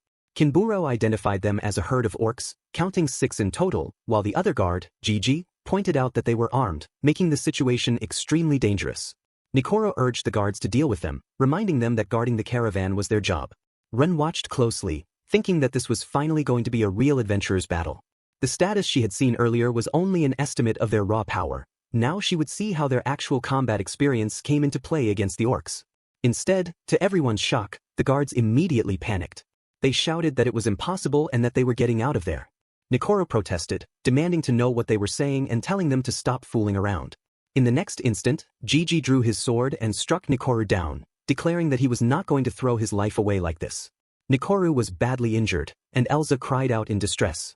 Ren stood frozen in shock, unable to comprehend how the situation had spiraled into something so absurd and horrifying. The 2 escorts had already left, leaving Ren and the others completely surrounded by orcs. Ren was stunned for a moment, but snapped out of it when Elsa cried out. Nikoro was lying there, heavily wounded. Ren cursed inwardly, forcing herself to stop freezing up. Nikoro was drenched in cold sweat as he tried to push himself, intending to buy enough time for everyone else to escape.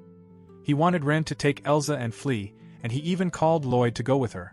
Ren, however, firmly rejected that idea. Instead, she pulled out an advanced potion from her storage and splashed it over Nikoro.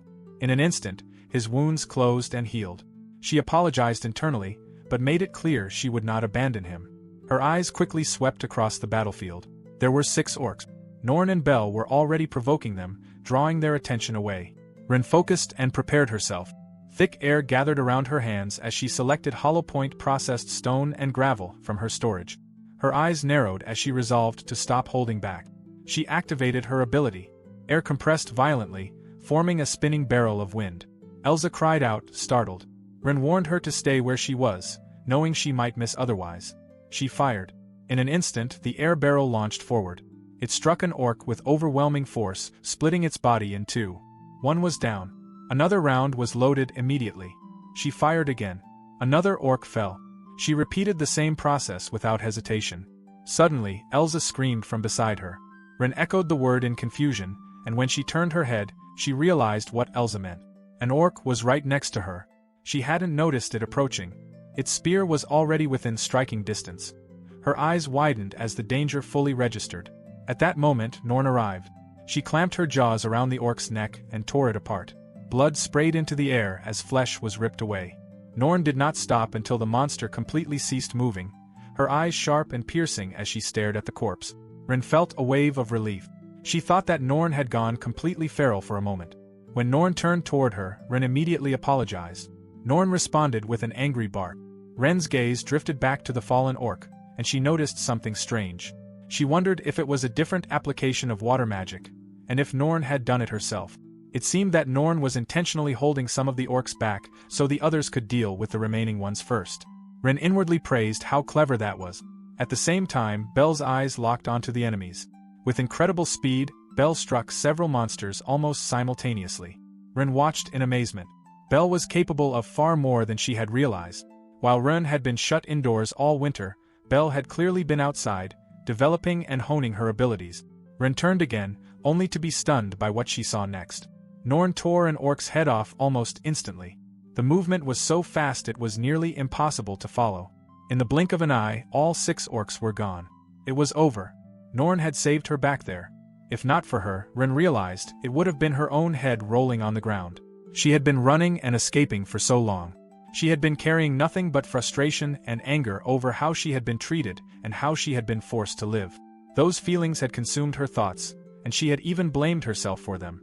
Whenever Ren became clouded by anger, her vision narrowed. In that state, she could easily be taken by surprise or even misfire. Norn's eyes seemed to be telling her exactly that. She was meant to use her powers according to the situation and never lose focus. Ren smiled faintly to herself, thinking that Norn was teaching her just as much as Bell was. The thought crossed her mind that Norn really did feel like everyone's mother. She found Norn incredibly precious and felt a strong urge to pet and cuddle her. After the battle ended, Ren spoke up, signaling that it was finally over. Suddenly, Elsa cried out. Nikuro was still in shock, muttering in disbelief about who Ren truly was. Ren turned toward them and smiled, presenting herself simply as an ordinary traveler. The three of them became completely speechless, their faces clearly showing that they did not believe her at all. Seeing their reactions, Ren wondered if she had overdone it. Nikuro then remembered the potion. He was amazed at how well it had worked and immediately questioned where she had obtained something so powerful. He assumed it must have been expensive and offered to repay her later. Ren quickly refused, thinking that valuing life was what made people human and that they should simply get along and cherish it together. She felt that Nikuro was a good person, though she noticed he still couldn't help but ask where she had gotten such an item. She then brought up that she had been thinking about joining the guild in Harula. Since she was still young, she wondered if Nikuro could act as her guarantor. Nikuro agreed, considering it a small price compared to what she had done, though he became curious about her exact age. Ren's thoughts briefly tangled. She leaned closer and quietly told him. Nikuro was visibly surprised and muttered that he had thought she was older. Ren realized his assumption came from her chest. She laughed awkwardly and quickly shifted the topic to the escorts who had fled earlier. Nikuro explained that once they returned to the city, he intended to go straight to the guild and report their actions. Ren thought that was fair and agreed with him. Nikuro then apologized for troubling her further and asked if she could come with him to the guild as a witness to help report what had happened. Ren accepted, since she planned to register at the guild anyway. Afterward, Ren added the final seasoning and announced that the dish was complete: orc beef steak served with a Japanese-style sauce. Nikuro remarked in surprise that she had already used the orc meat. Ren smiled as she handed him his portion, encouraging him to eat and regain his strength. She reflected that shoyu and miso already existed in this world, yet they were rarely used in cooking. She couldn't help but think that the people here were truly missing out. After tasting the food, Nikuro commented in astonishment that he had believed steak should only ever be seasoned with salt, and that he never imagined shoyu would pair so perfectly with meat.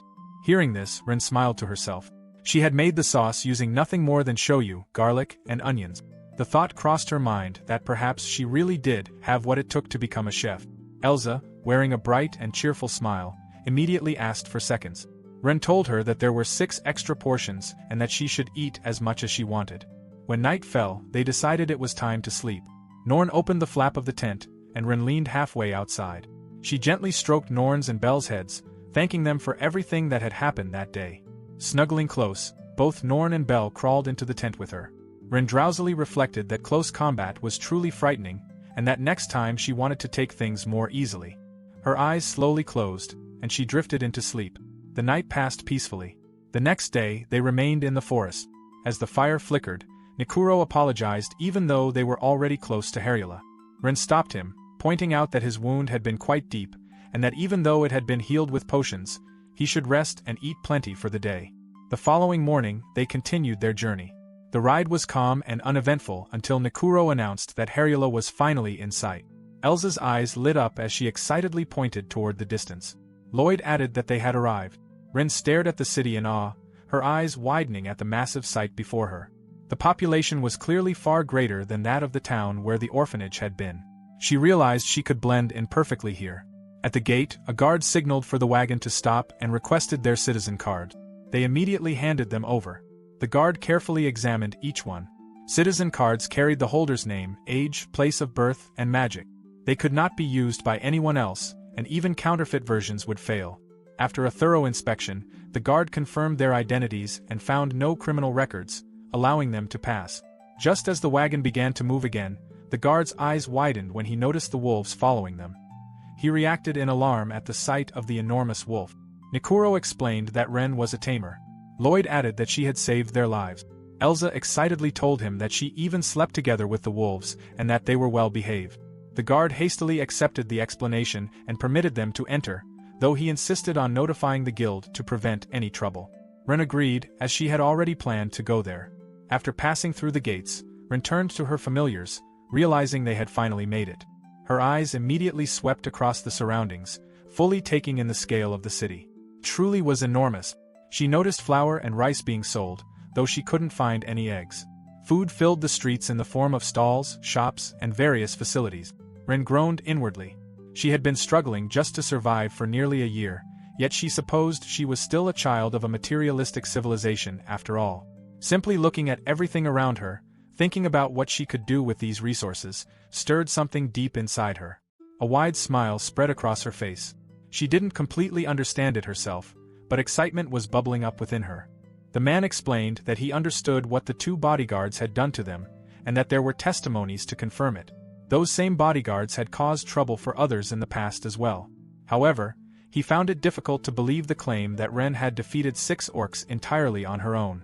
He thought that if Nikuro had said the giant wolf was responsible, he would have accepted it more easily. Ren responded with an awkward smile, knowing full well that they would not believe her. She then suggested that she could bring out the orcs she had defeated, though some of them had already been eaten.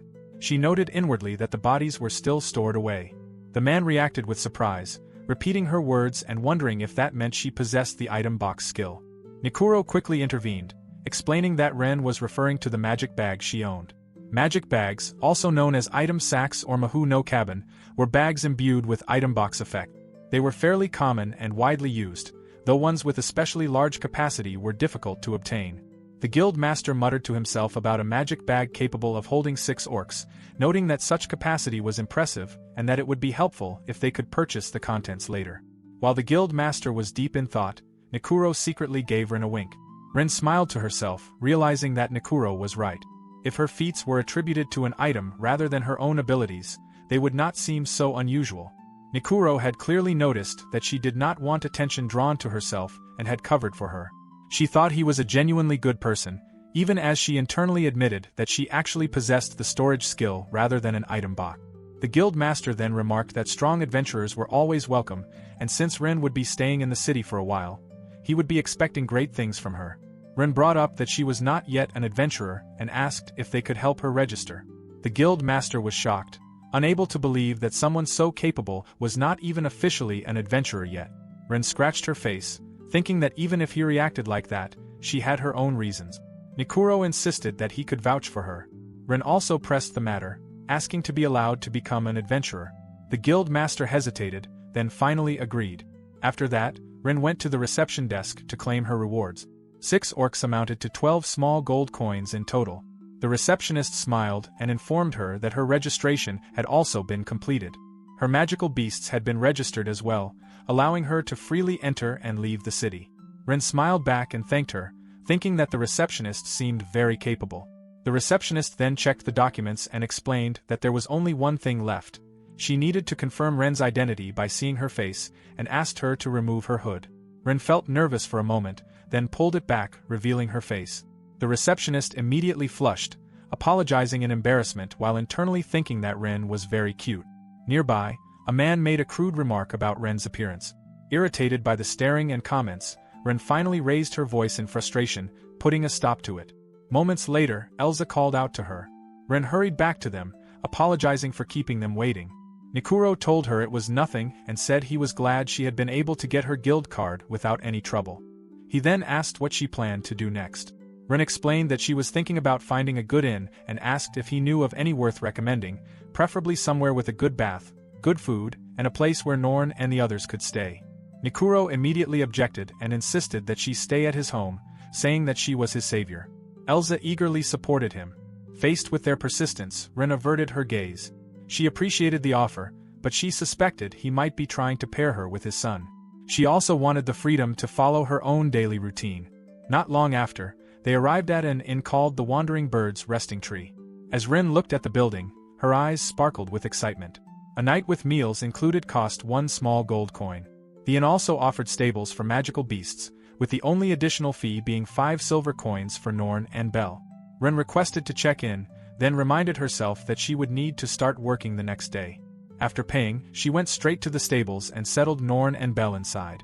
The stable was surprisingly large. She gently petted Norn, asking her to wait there. They would go out on a quest in the forest the next day. Ren felt bad about leaving them behind, so she left them some cooked orc meat. Fenrir wolves would even eat cooked food, and Bell actually seemed to prefer it that way. As for herself, Ren headed for the bath. Since it was a common bath, she wanted to use it while the water was still clean, before anyone else arrived. It was her first real bath in about a week, and she felt as though she had been living just for this moment. She had been managing with cleaning magic, but even though it removed dirt, it lacked the soothing comfort of a real bath. She reflected that large baths were the best and thought about remodeling her house someday so she could install a bigger one. Then she paused, realizing she had almost forgotten the other reason she had come early. She wanted to use her own shampoo and body soap. Of course, she hadn't walked in carrying them, since she already stood out enough as it was. Suddenly, she felt a presence behind her. She quickly turned and saw two women. One of them muttered something under her breath. Ren's loud laugh swallowed the words as she brushed it off and quickly moved away. After changing her clothes, Ren went straight to the canteen. She only needed to show her meal-included pass, and they would serve her immediately. Before long, a waitress arrived and apologized for the wait. Ren smiled to herself, thinking the waitress was quite cute. The dishes served were bread and stuffed intestines, fresh salad, and rabbit soup. Ren stared at the dishes before her. As expected of a hotel that served nobles, the portions were generous and the presentation was refined. Without hesitation, she speared a piece of salad with her fork and placed it into her mouth. After tasting it, she found it quite good, with a rich flavor lingering behind it. The seasoning had not been neglected either. She thought that Nikuro had truly recommended an excellent hotel. She felt grateful toward the dependable older man, even though she had no intention of marrying his son. Just then, the waitress's voice reached her ears as she spoke to someone nearby about eggs being served at breakfast the next day. Ren immediately grinned. Eggs were considered a high-class ingredient in this world, so the fact that this hotel could serve them regularly said a great deal about its status. She wanted to expand the variety of her dishes, so she hoped to obtain some for herself.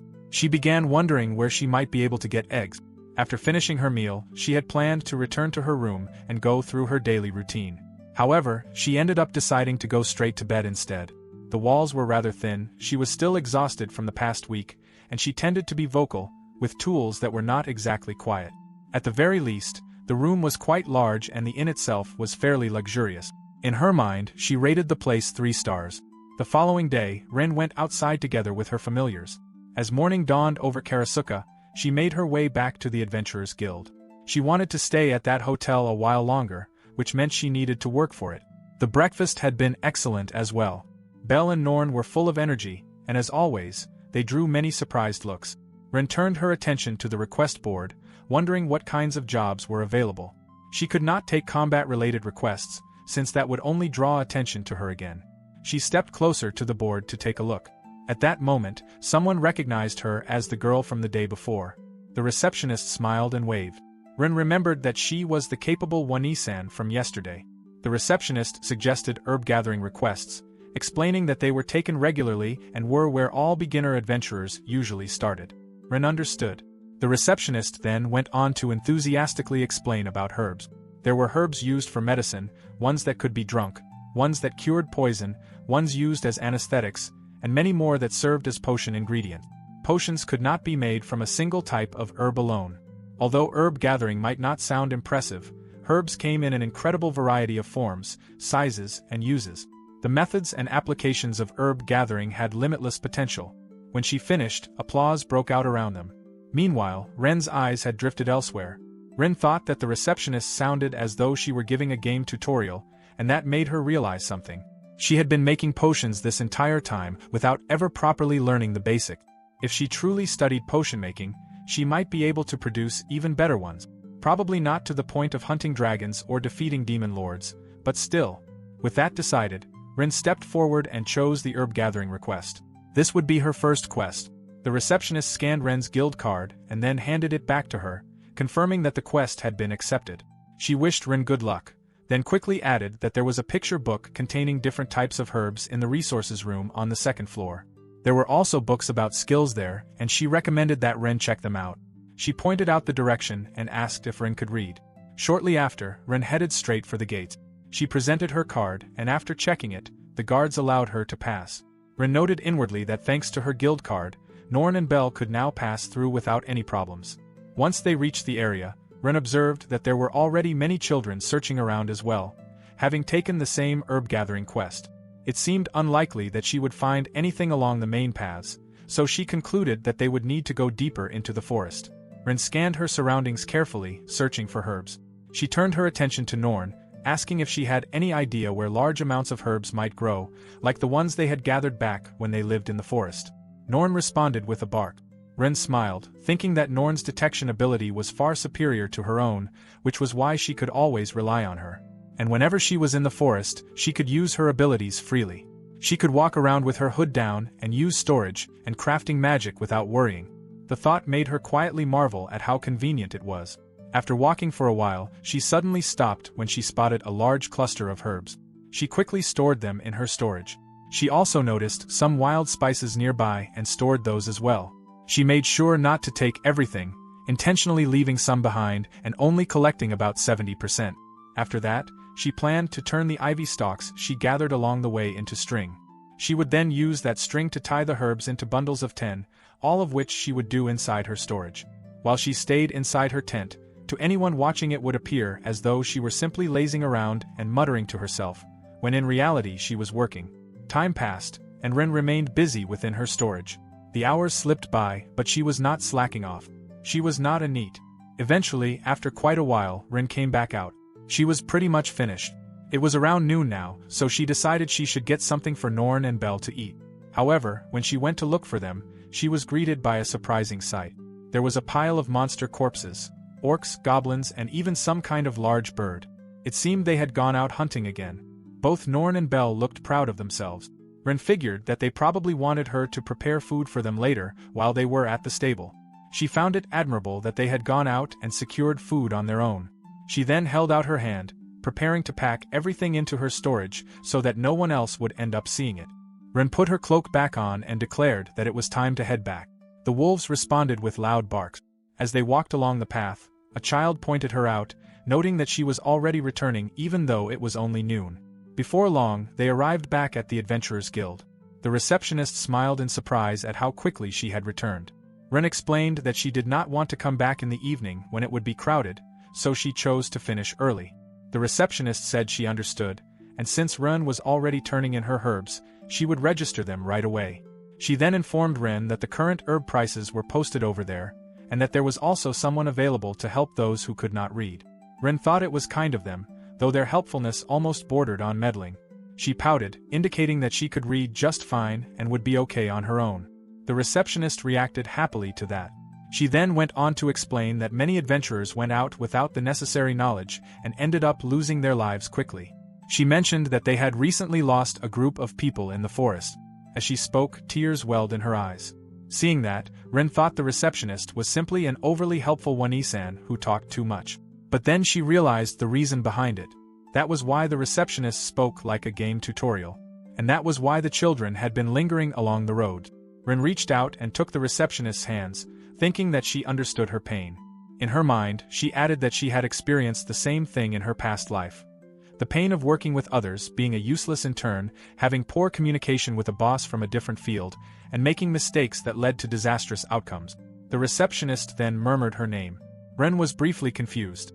The receptionist smiled and introduced herself as Selena, saying that she looked forward to working together. Ren blushed slightly, wondering if perhaps a Yuri flower was blooming. She even thought she heard the sound of a flag being triggered. Regardless, she felt she would be in Selena's care from now on. Ren then suddenly remembered the matter of exchanging her herbs.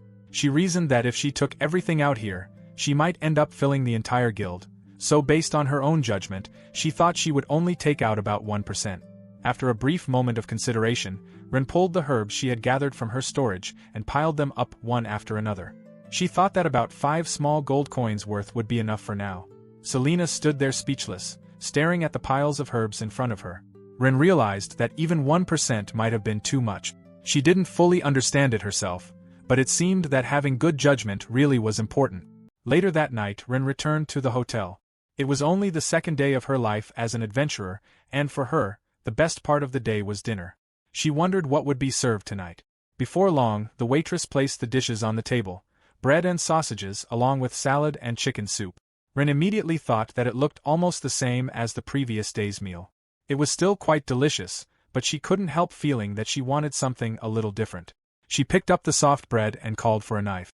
The waitress quickly returned with one, though she looked puzzled about what Ren intended to do with it.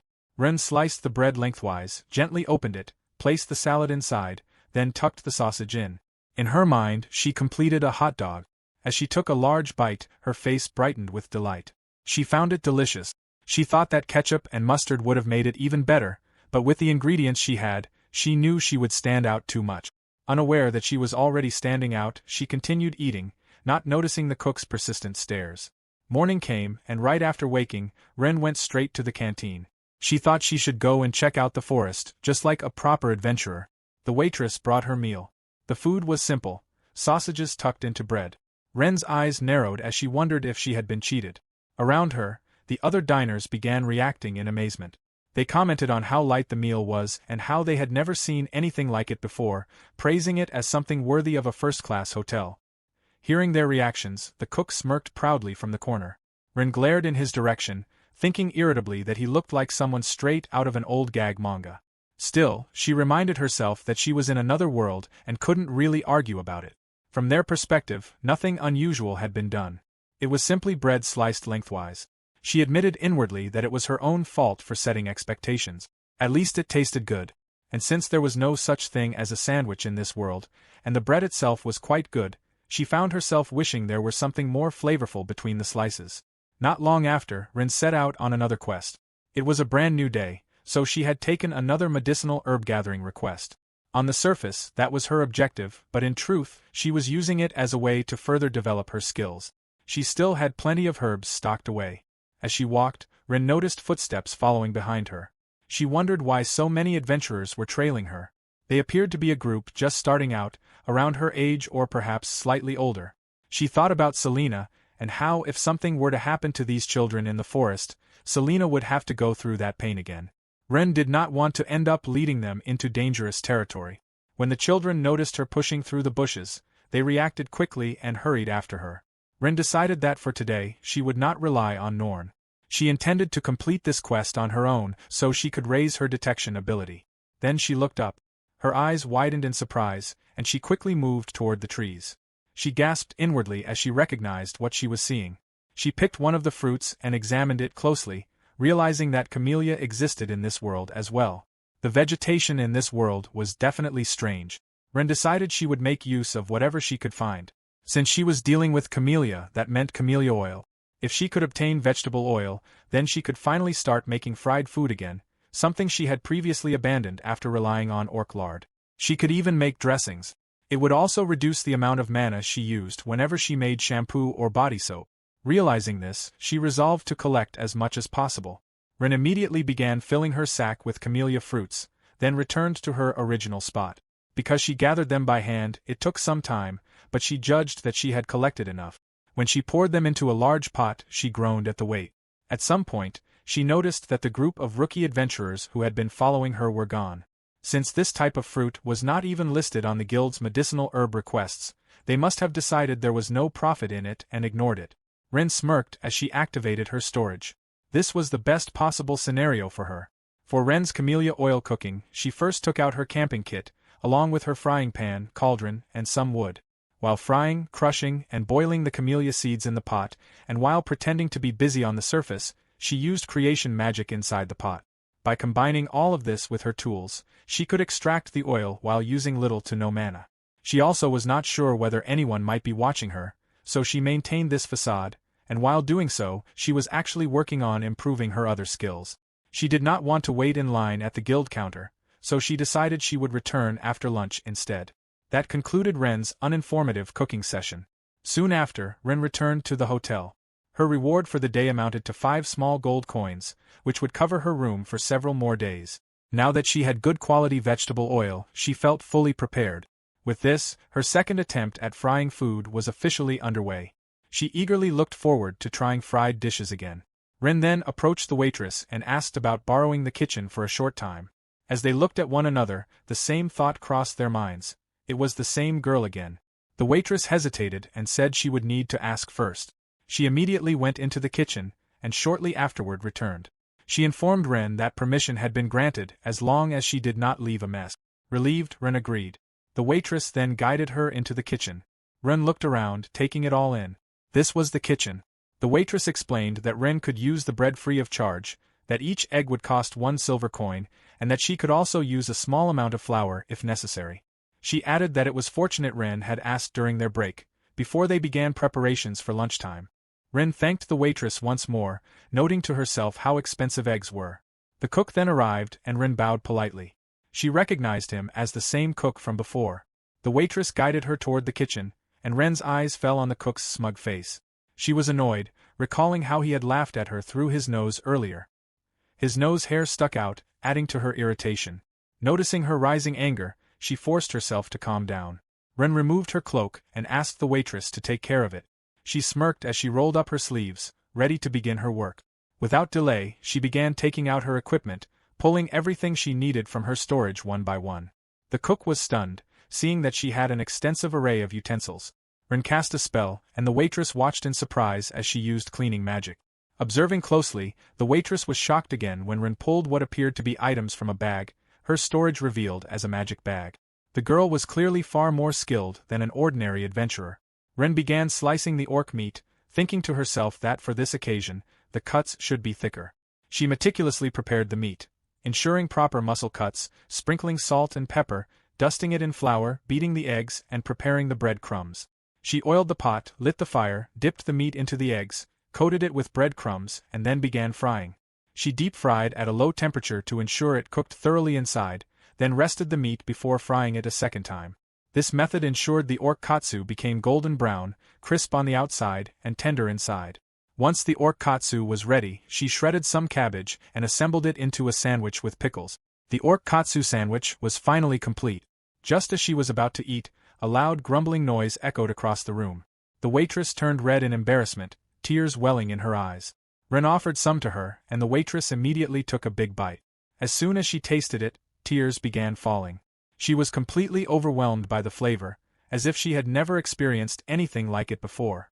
Ren noted that she might have preferred some sauce on it, but the meat was at least properly seasoned, and it conveyed the true taste of the orc meat. After finishing the meal, the waitress slumped over the chairs, exhausted but clearly delighted. She quickly apologized for her earlier behavior and introduced herself as Lily, explaining that she had been staying in the town due to her older sister. Lily's face blushed as she shook her head, clearly embarrassed. She worried that her sister would laugh at her for allowing such a thing, thinking she shouldn't do it. Ren found herself chuckling at Lily's reaction, surprised at how flustered the girl was. She wondered if Lily came from a good family. Ren reassured herself that it was fine. After all, Lily had helped her gain permission to use the kitchen. Ren planned to stay for a while and hoped that Lily would take care of her. Lily repeated this idea in her own mind, quickly composing herself, wiping off her drool and nodding in acknowledgement. Ren silently thought that Lily was easy to get along with, a sweet and honest girl, and she didn't mind that her presence allowed her to satisfy her desires without drawing attention. This, Ren mused proudly, was the correct way to cook in another world, though she remained unaware that she was already standing out. Later, dinner arrived, and a breaded orc meat cooked with oil was served. Ren stared at it, furious. The cook had clearly tried to copy the sandwich she had made earlier. She noted that the bread had been soaked in oil, losing its crunch, the cabbage was soggy, and the batter felt unpleasant. Despite all this, the other diners reacted with amazement and delight. For people who had never tried a sandwich before, the dish seemed popular. The cook even came out of the kitchen to bow to them. Ren reflected that if the diners genuinely enjoyed the food, then it was fine. Lily quietly approached her and explained that the cook had attempted to replicate her sandwich and was determined to make it exactly right, refusing to listen to anyone else. But it had not gone as intended. Ren decided to let it go, realizing that she had borrowed the kitchen and couldn't really complain. The final product came out very differently from what she had made originally, so there was no reason to worry. Lily could clearly see the difference, her smile warm and genuine. Ren stood up, feeling that Lily's carefree smile was remarkably soothing. She thanked Lily for the meal, silently planning to borrow the kitchen again in secret and make something even better next time. At the thought of this, Lily began to drool dreamily, clearly impressed. Ren smirked, realizing that she had triggered some kind of switch in Lily. She didn't fully understand it, but she knew that gourmet food had the power to heal and delight anyone. The next day, Ren went to the weapons dealer Selena had told her about. She wanted to find something more lethal than gravel fired from an air barrel at the same distance, so she bought herself a good set of throwing daggers. Considering the monsters that lived in the forest, they were far more dangerous than she had initially thought. While wandering through the marketplace afterward, she began to wonder what other things it might have to offer. Suddenly, someone called out to her. A familiar merchant was waving in her direction. Ren gasped in surprise when she realized it was Nikuro. It was nice to see him again, but she was confused, as she believed his store was located in the commercial district. When she asked about this, Nikuro explained that although his shop was indeed there, the market square was a good place to hone his connoisseurship, so he still came by from time to time to sell goods. Hearing this, Ren thought that he truly was a diligent merchant, just as expected, and that his merchandise was of notably high quality. At that moment, something caught her eye. She immediately asked about it, and Nikuro followed her gaze to what she was holding. Flour. Ren explained that ever since they arrived, she had been stopping by the market from time to time, but no matter which stall she checked, all of them had impurities mixed in. The worst were the ones contaminated with sand or small stones. Nikuro scratched his head, remembering that she could appraise items with her glasses. He apologized and said that his products were genuinely high quality and contained no additive. Hearing that, Ren's eyes lit up with excitement. She immediately decided that she would make that thing using this flour. She quickly returned to browsing his stall and then called out to him again. When he asked what she needed, Ren declared that she would take all of his flour and salt, along with spring onions, garlic, carrots, ginger, and napa cabbage. She also added tomatoes, potatoes, butter, and several other items on impulse. Nikuro could only stare in shock at his now completely empty stall, muttering his thanks in a dazed manner. Ren paid him and told him that if he acquired any more high-quality ingredients, she would visit his store next time, especially if he had rice. Nikuro replied that he had plenty more where that came from, and mentioned that he would love to introduce her to his oldest son. However, before he could finish, Ren was already gone. After escaping his nagging, Ren let out a relieved sigh. She thought to herself how close that had been, as she had almost been forced into becoming a bride yet again. She also muttered that she had bought all the equipment and ingredients in one go. Because of that, she was now running low on cash. With that in mind, she decided it was time to get some work done and headed for a medicinal herb gathering quest. Just as she thought she had everything planned out, a group of young adventurers came along to tag with her. There were even more of them this time. Ren peeked at the children behind her and reminded herself, as always, to ignore them and continue gathering. She began pulling up the herbs she found, and the children soon started picking as well.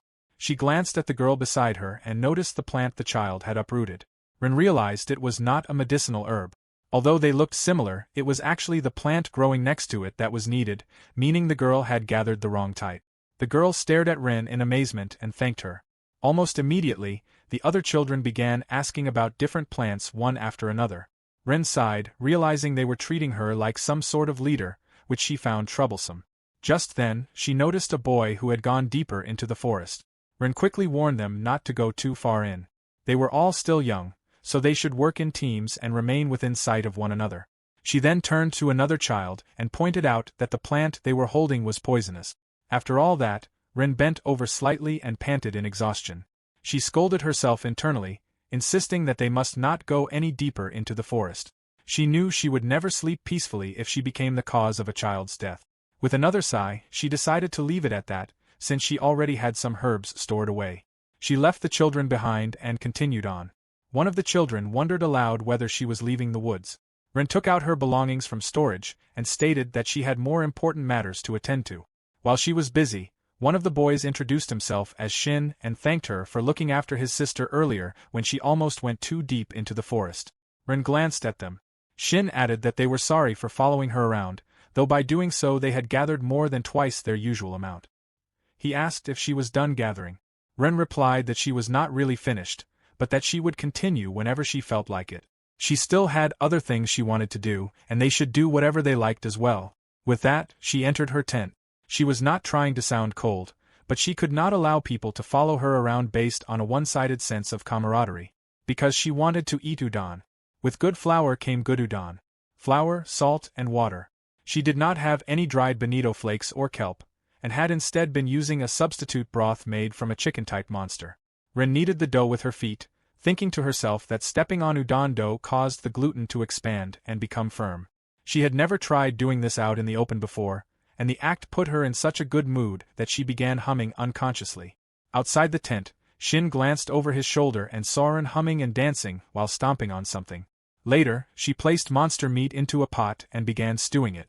He wondered what exactly she was doing, and whether it might even be some kind of curse. Hours passed, and Ren was still busy. She scraped and peeled the chicken, let the broth simmer over low heat, carefully removing the scum, and left the udon dough to rise. While waiting, she prepared lunch, rabbit meat and garlic toast. Ren chewed with delight, feeling grateful to Lily for giving her the bread. Ren pulled up her sleeve and began stretching out the udon dough. She dusted it with flour and cut it into strands. With all the ingredients now prepared and the chicken broth looking good, she considered whether it was time to head back. Not long after, Rin returned to the guild. This time, she was able to earn 10 small gold coins. After receiving her rewards, she went back to the hotel and asked Lily if she could borrow the kitchen again. Lily gave her permission. Rin glanced around and noticed the cook staring at her. She ignored him and continued with her plan, thinking to herself that the plagiarizing cook was observing her again. She did not particularly care, since most of the preparation had already been done in the forest anyway. She filled one pot with water and heated it until it boiled. She poured the broth into another pot, then cut up the garnishes: napa cabbage, carrots, and chicken. She added them to the soup and let it simmer for a while, seasoning it with salt and soy sauce. When the water reached a rolling boil, she added the udon. After cooking it, she rinsed the noodles with water, transferred them into a bowl, poured in the soup, added just the right amount of ingredients, and finished assembling the dish. The clear chicken broth udon was finally complete. Ren glanced behind her and noticed Lily staring with her mouth open. Ren smiled and told her that she had made a serving for her and that they should eat before it became soggy. Lily reacted in disbelief. The two of them sat down at the kitchen table. After thanking Ren for the food, Lily immediately began eating. She twirled the noodles around her fork and brought them to her mouth. Her eyes widened in surprise as she slurped the udon all at once. The two of them chewed the noodles and sipped the broth in silence. While eating quietly, Ren peeked at Lily, who was drinking the broth straight from the bowl. Ren's gaze sharpened as she thought to herself that a beautiful girl from another world, whose basic level of civilization resembled medieval Europe, was noisily slurping soup from a bowl. In that moment she felt she had won. It was her victory. Phase 3 was complete. Right after finishing her food, Lily reacted in delight, comparing it to pasta and marveling at how soft and delicious the noodles were, craving more.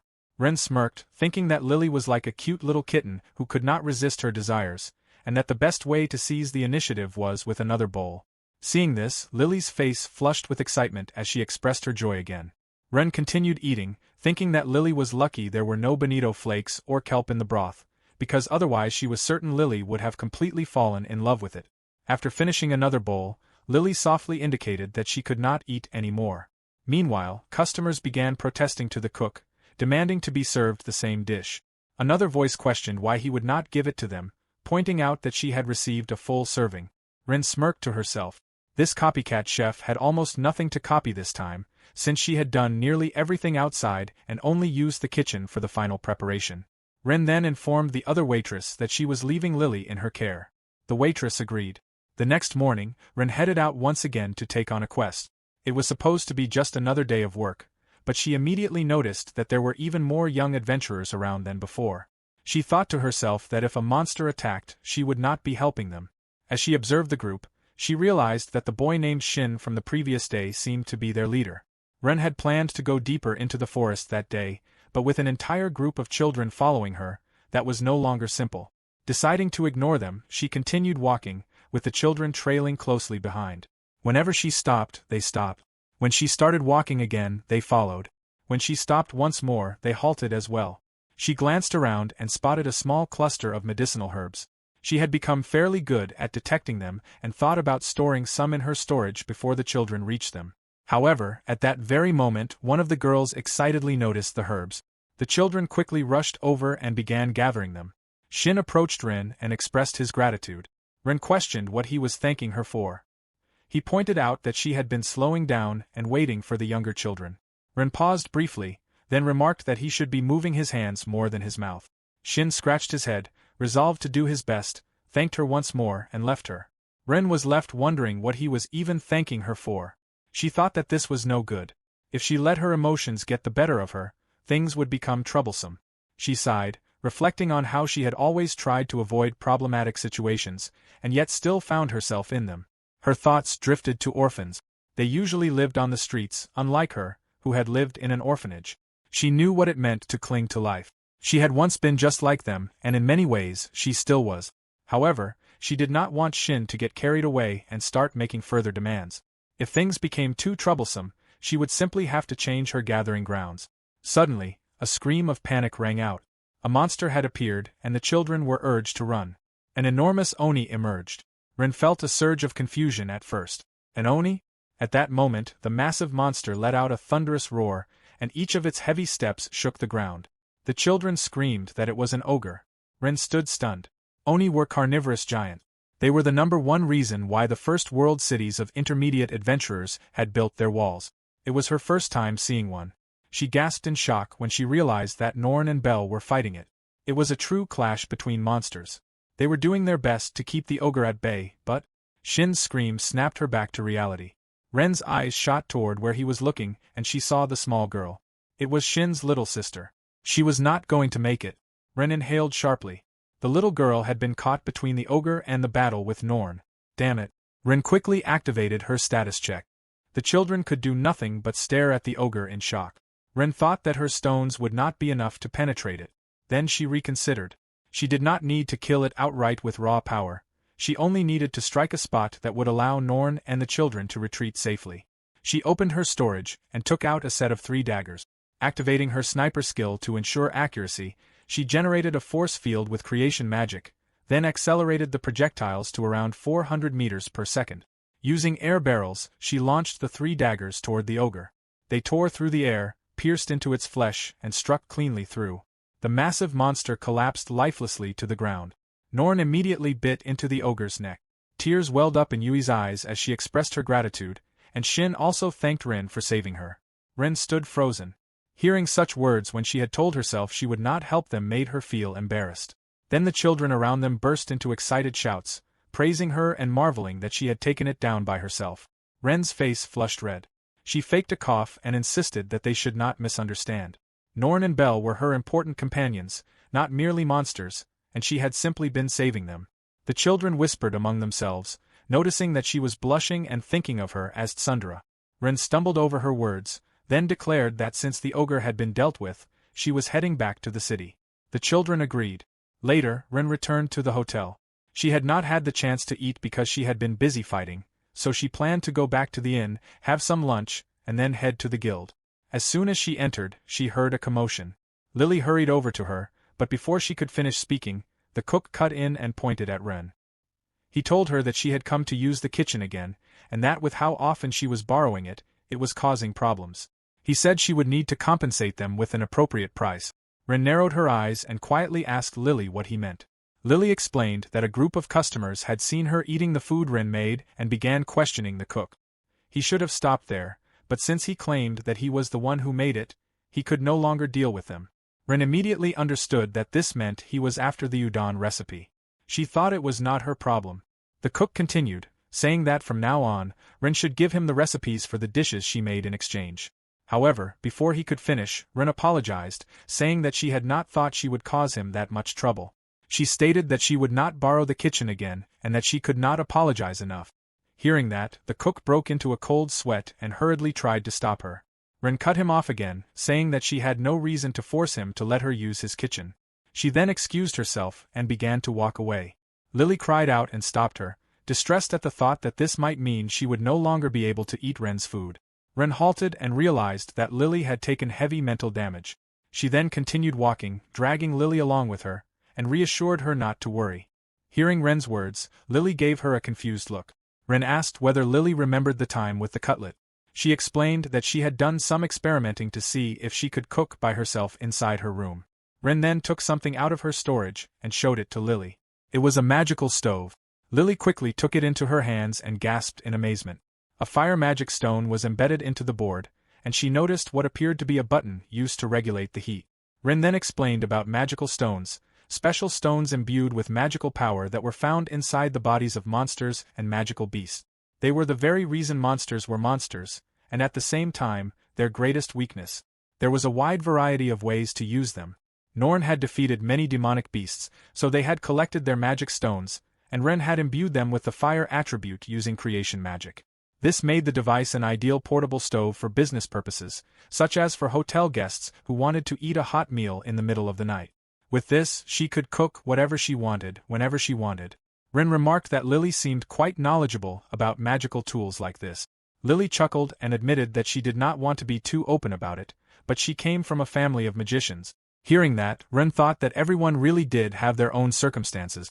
Lily then curiously wondered why Ren had made such a thing, and also realized that Ren had built it all by herself. Ren replied that she had her own circumstances as well, which was why she was trying not to be too open about it either. Lily smiled and assured her that she would keep it a secret. It would be their secret, just between the two of them. Ren felt flustered at the thought and quickly snapped herself out of it, saying that she would head to the guild and have dinner outside. Lily said she would go with her to the guild since she was heading there too. Hearing that, Ren's eyes widened. She wondered why Lily would be tagging along. Lily then explained that her sister worked at the guild. Just before Ren had arrived earlier, Lily had told her sister that she had gotten into an argument with the cook about a recipe and that he had threatened to get her fired. He had wanted her to spy on Ren and obtain her recipes. Lily was furious about it. Ren sighed, understanding the situation. As they went outside, Ren asked again whether it was really all right for Lily to be out at that moment. Lily replied that the cook had told her to leave, and she supposed that meant she was not slacking off. Not long after, they arrived at the guild. Lily waved toward someone inside. Selena noticed them and looked surprised. Ren's eyes widened in realization. Selena was Lily's sister. Without giving Ren time to process it, Lily went straight up to Selena, calling out to her and asking her to listen.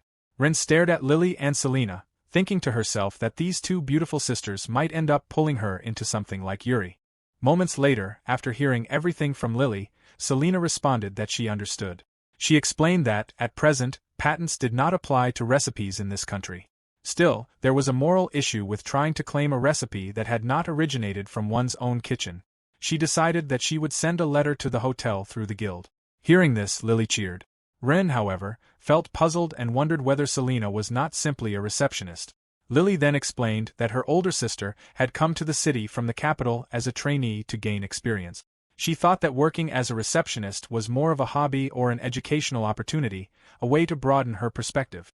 Ren sipped her tea and thought that it was similar to encountering a retired owner of a crepe wholesale shop working casually somewhere. She realized that a person could not be judged solely by appearances. Selena smiled and mentioned that it seemed Ren had been treating her sister very well. She did not know the exact details, but Lily had been talking about Ren every day, about the delicious food Ren had been feeding her, and about how much Lily loved her. Lily's face immediately flushed red. Selena continued, noting that Lily had been going on about foods she had never eaten before, and now the cook was targeting them. Ren then asked Selena whether she would like to taste it as well. Selena's eyes sparkled in surprise at the offer. Ren smiled and explained that she still had some leftovers from the previous day. Selena had already helped her quite a bit, and Ren had been planning to have lunch anyway. She also thought to herself that she liked Selena. Ren immediately took the pots out of her storage and heated them using the magical stove. Shortly after warming the food, they began eating. Selena quickly started, twirling the noodles around her fork and slurping the udon. Her eyes widened in shock. The flavor of the soup spread through her mouth, and the texture of the noodles combined with it so intensely that she felt as though she might lose her mind. Seeing Selena's reaction, Ren reacted internally with delight. She thought that Selena had made a very alluring expression. Lily encouraged her sister to hold the bowl and drink the soup directly. Selena followed her example right away, and the two of them beamed with happiness. Watching their expressions, Ren muttered to herself that if she had a camera, she would definitely take a picture of these beautiful sisters. She was enjoying this, and it might even become a hobby. Just then, the guild master arrived. He noticed the aroma in the air, and thought that something smelled very good. He wondered what they were eating. The two girls flinched at once. As the guild master stepped into the room, he realized it was Selena and two young women.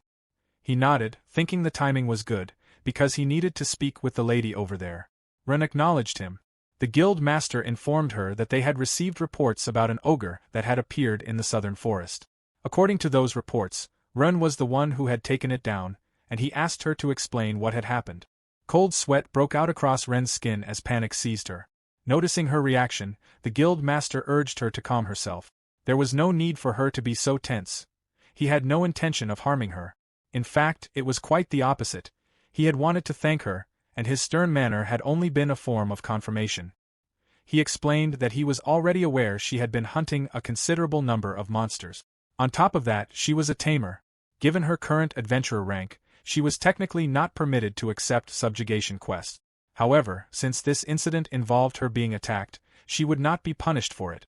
With that in mind, he suggested that she consider selling the monster materials she had obtained. Ren was taken aback. She had believed she was not allowed to sell such things. The guild master clarified that she absolutely could.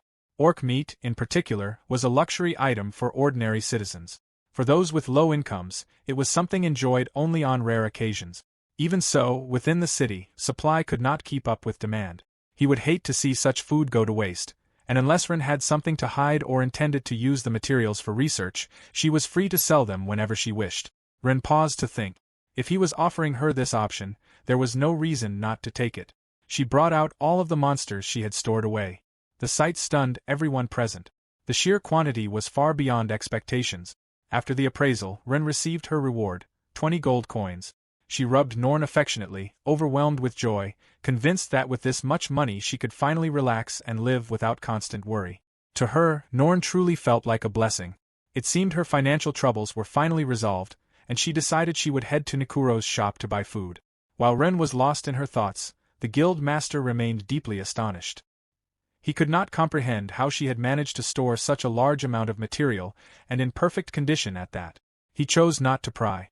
Still, defeating an ogre was no simple feat unless it had been a lone straggler. Such a monster would normally require at least a D-rank adventurer. If a full group were present, it would demand a party of C-rank adventurers or higher. He informed her that the southern forest would be temporarily closed, and that a survey team would be dispatched. Considering that the young girl and her companion were powerful enough to defeat an ogre, there was a possibility the guild would contact her again. From that day onward, the southern forest was declared off-limit. Ren urged herself to act quickly. For the next few days, she planned to gather ingredients by the river. Naturally, the children followed her. Ever since the ogre incident, they had begun treating her like their leader. They were noticeably quieter now, no longer selfish, which she felt could be either a good thing or a bad one. She found herself craving fish. Using bamboo and earth magic, she constructed a fishing weir to trap them. Although it was far easier to separate the fish guts using her storage ability, the children were watching, so she did it by hand instead. She prepared the fish simply, taking out her stove, sprinkling them with salt, and grilling them. Once cooked, the grilled char was complete. Ren blew gently on the fish before taking a bite. The flavor was overwhelmingly simple, yet she enjoyed it. After consuming so much oily food lately, the lightness felt refreshing on her stomach. The gentle taste combined with the salt soothed her senses. Glancing behind her, she noticed the children staring, saliva practically dripping. She immediately told them to go catch their own fish, and allowed them to use her grill. Without hesitation, the children rushed off to do exactly that. Meanwhile, Shin approached Ren, expressing his gratitude for leaving the fishing weir in place. Ren regarded him with a puzzled look, wondering why he was thanking her. Shin settled beside her, and Ren inwardly groaned, silently pleading for him not to begin recounting his life story. Of course, as she had feared, Shin began explaining. He revealed that he and the children he cared for had originally come from a merchant family. Ren could barely suppress a gasp. There it was again. Just when she wanted to sit down and enjoy a simple meal, someone brought up a tragic tale. Shin continued, detailing how his parents' business had collapsed, leaving them destitute. After enduring great hardship, his parents eventually passed away, leaving him lost and alone. With the small amount of money he had on hand, he discovered a barren house, registered himself as an adventurer, and lived as modestly as he could. However, this was far too much for two children to manage alone. Eventually, the burden of rent became overwhelming. They began sharing the house with a group of friends they had come to know, splitting the rent and expenses. Since Ren had entered their lives, their circumstances had improved markedly. Their income increased, allowing them to care for the sick and the smaller children, who could now live more comfortably. They could even provide meals for children who had not accompanied them. Shin's gratitude was overwhelming. He could not thank her enough, repeatedly addressing her with "Wani-san." Ren, momentarily silent as she absorbed his words, suddenly stood up. Relief washed over her. She was glad she hadn't asked any questions herself.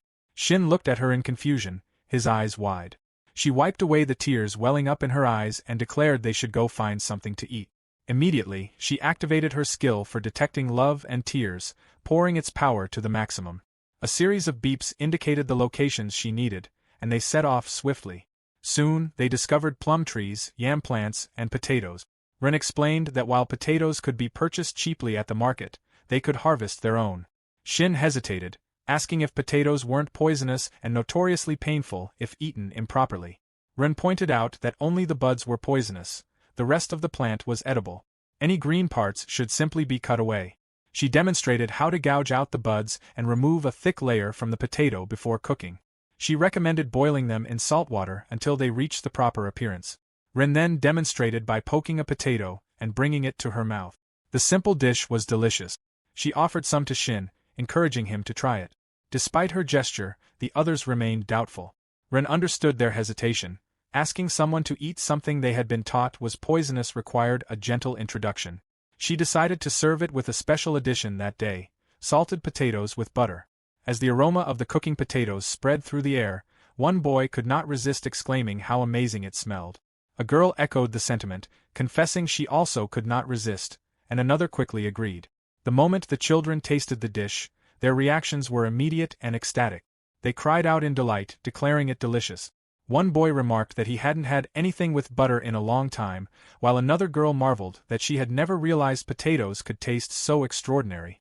Hot, salty, and buttery, the simple dish captivated them, and they could not get enough. Ren reflected to herself that the potatoes were so flavorful because she had used additive-free butter purchased from the market and had enhanced it with creation magic, salting it to achieve high quality.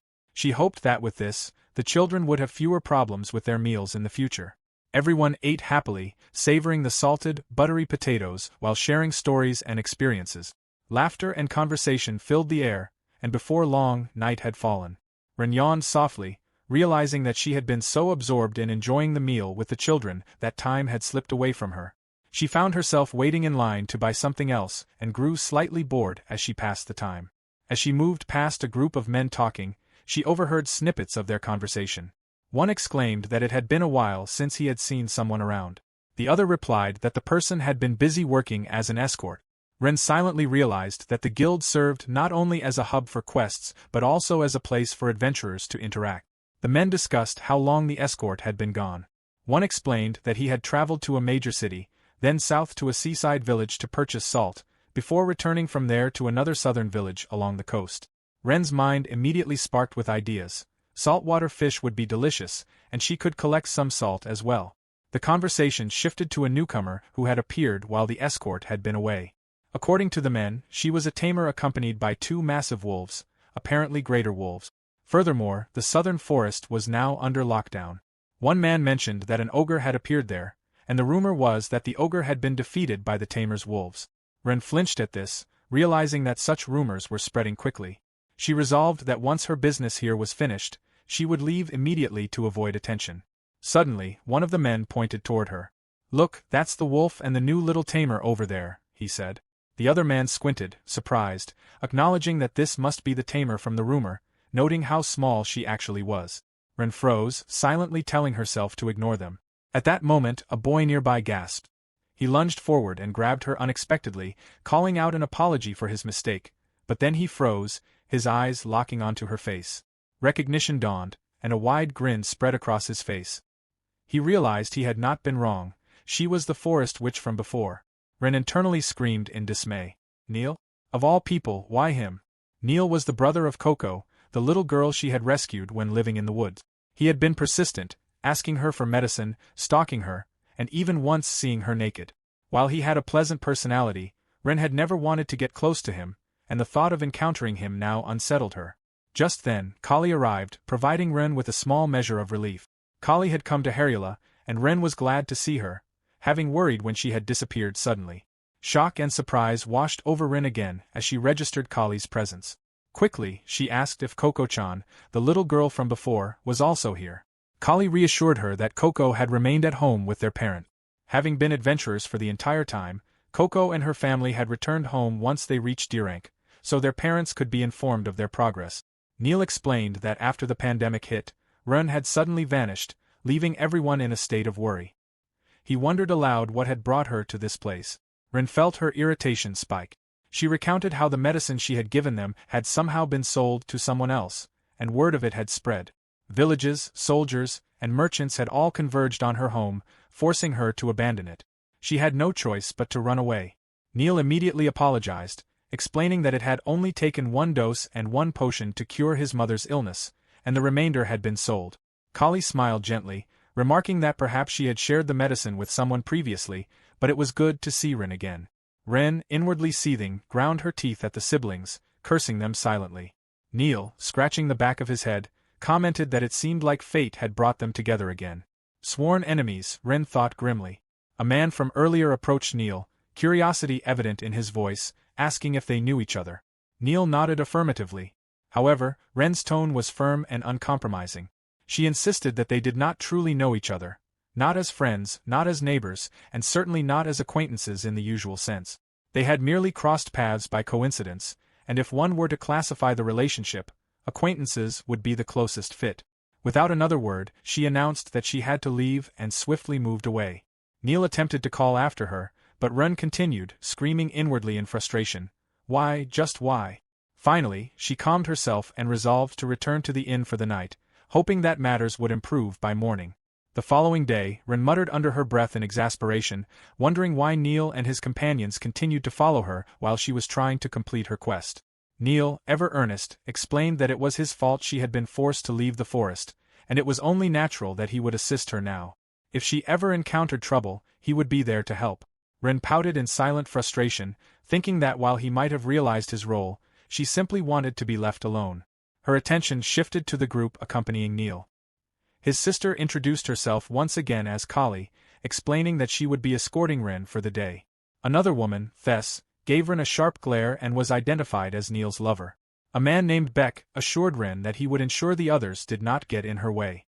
Ren noted with some relief that at least one of them seemed to have common sense, but she could not help but be taken aback that one of the women openly claimed to be Neil's lover, chasing her along the way.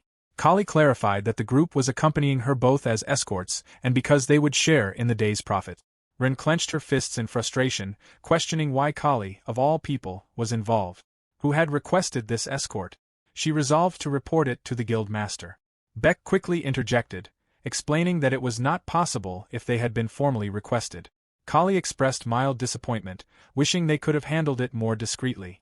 Ren silently seethed, realizing that her day was going to be far more complicated than she had anticipated. Ren silently noted that only Beck, the older man, seemed to possess any semblance of common sense. He was also the only C-rank adventurer in the group, which made her wonder why someone of his caliber would choose to be with a party like this. A chill ran down her spine as she realized Neil was sneaking glances at her while she was picking herbs. She was certain his thoughts were wandering to something disgusting. Meanwhile, Neil, resolute in his own mind, vowed to protect her at all costs. Ren's attention shifted to another presence behind him. Was that Neil's girlfriend? She thought it must be. The intensity of her gaze sent another shiver through Ren. It was a predator watching a predator. Tess glared sharply at Ren, silently whispering darkly in her thoughts about killing the ugly, chubby, mongoloid before her. Feeling genuinely threatened, Ren decided she needed help. She stiffly reported the situation to Selena, explaining that the group had started escorting her without permission and had even forced her to pay them a gratuity. She demanded that Selena intervene. Selena responded calmly that she would report the matter to the guild master. Relief washed over Ren. She silently resolved to leave the situation in Selena's capable hands. Leaving the guild behind, she felt the immediate tension ease, thinking that now, perhaps, things would finally be under control. Her relief was short-lived. Neil spoke from behind her, asking what she was talking about. Ren's body froze. Shyly, he suggested that she come with them to eat something. Ren shuddered at the idea and politely declined, inwardly questioning how someone could be so oblivious. Before she could gather her thoughts, Tess snapped angrily at Neil, her voice sharp and accusing. "What are you thinking?" she demanded. "It's just lunch. Why are you acting so shy in front of her?" A crowd began to form around the commotion. Curious voices speculated what was happening, with one observer noting that the women were fighting over the man. Ren tried to slip away, utterly exasperated.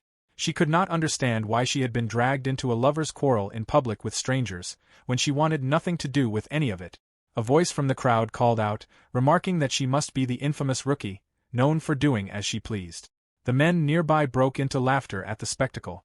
Red-faced and flustered, Ren muttered to herself that this was the world's most wasteful event, thinking of it as pure hell on earth. Mentally, she shifted her focus to a more peaceful image, the southern coastal village with its bountiful sea and delicious fish. She resolved that she would go there, leaving behind the chaos and absurdity that had engulfed her. By chapter 16, after reporting the persistent stalker Neil, Ren finally returned to what could be called peaceful days, or at least, that was what she wanted to believe. In reality, the cook was still directing hostile glares at her, and Neil continued to be an ongoing nuisance. It had already been bad enough that she had stood out so conspicuously in front of the guild. There was a saying that rumors about people did not last more than 9 days, and she wanted to take refuge somewhere until the commotion died down. While she was at the guild, she had heard about a seaside village located to the south. A place like that seemed ideal. A change of scenery in a coastal village, eating delicious seafood, and spending her days idly. She also wanted to stock up on marine products, since the town mostly had processed goods, and fresh fish was difficult to obtain. Having made up her mind, she decided to leave Herula and head south toward the seaside village. When she told Lily about her plans, Lily cried. Ren thought that perhaps she had been feeding her too much. On her way out of town, she stopped by the guild once more. Selena smiled at her and informed her that she had been formally commended for the steady supply of medicinal herbs she had provided, including rare varieties, as well as for her guidance to low-rank young adventurers and for defeating the ogre. As a result, Ren had been promoted to E rank. Ren found herself wondering if it had only been a month since she had started as an F-rank adventurer. Selena added that Ren had contributed greatly to the guild, so the decision had not been a difficult one. Ren accepted this, and her thoughts turned to the children.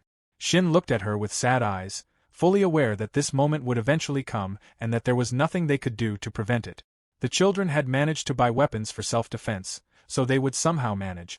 From now on, they planned to avoid venturing too deeply into the forest so they could escape quickly if necessary. Ren's face flushed red as she hurried away, leaving behind a bag of potions for them. It was not meant as a farewell gift, but she left enough potions for everyone. They could use them if necessary or sell them. She wished them good luck in their lives within her thoughts. Shin caught the bag, stunned, realizing she had left them a parting gift. The children waved goodbye until they could no longer see her. Ren faced forward. And so, following her heart, she set off toward the seaside village. She was very excited about reaching the southern sea, but as she reflected on it, she also felt frustrated that she had not been able to maintain her usual routine in Herula. Instead, she had been performing her routine frequently in a nearby forest. She supposed it was simply part of a change in pace. Ren continued her routine for 3 weeks, 3 weeks filled with her habitual activities. She did not spend all that time solely on her routine. She also acquired maple syrup for herself, and had been working on a golem she had decided to create on a whim.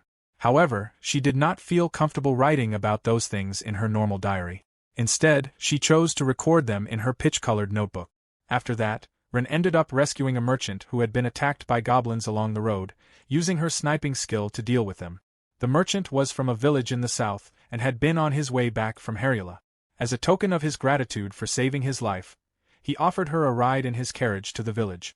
Not long after, Ren finally arrived. The moment she saw the sea, excitement surged through her. She had truly reached the sea. She was actually standing before it. However, after sneezing, she immediately realized that it was not the right season for the coast yet. The cold bit sharply into her, far more than she had expected. A man nearby directed her toward the inn, and with that, Ren's first experience of the sea in this world came to an end. She resolved that when the proper season arrived, she would definitely return, perhaps even wearing an amazing swimsuit. The merchant who had brought her there, Roberto, explained that his parents' house served as an inn. Ren decided to stay there, partly because of his kindness, and partly because it was the only inn in the village. She found herself wondering about the thin, rather ragged walls. Soon after, she noticed a cup filled with hot tea. Without hesitation, she took a sip and realized it was miso soup made with broth. The unmistakable presence of dashi, kelp and dried bonito flakes, was immediately clear to her. Ren excused herself and asked Roberto if she could have some of the kelp used to make the broth, requesting a large amount. The following day, they showed her the market, where she bought all of the dried bonito flakes and kelp available at the inn. It seemed that the only methods the village used for preservation and transport involved water magic or ice-based magical tools.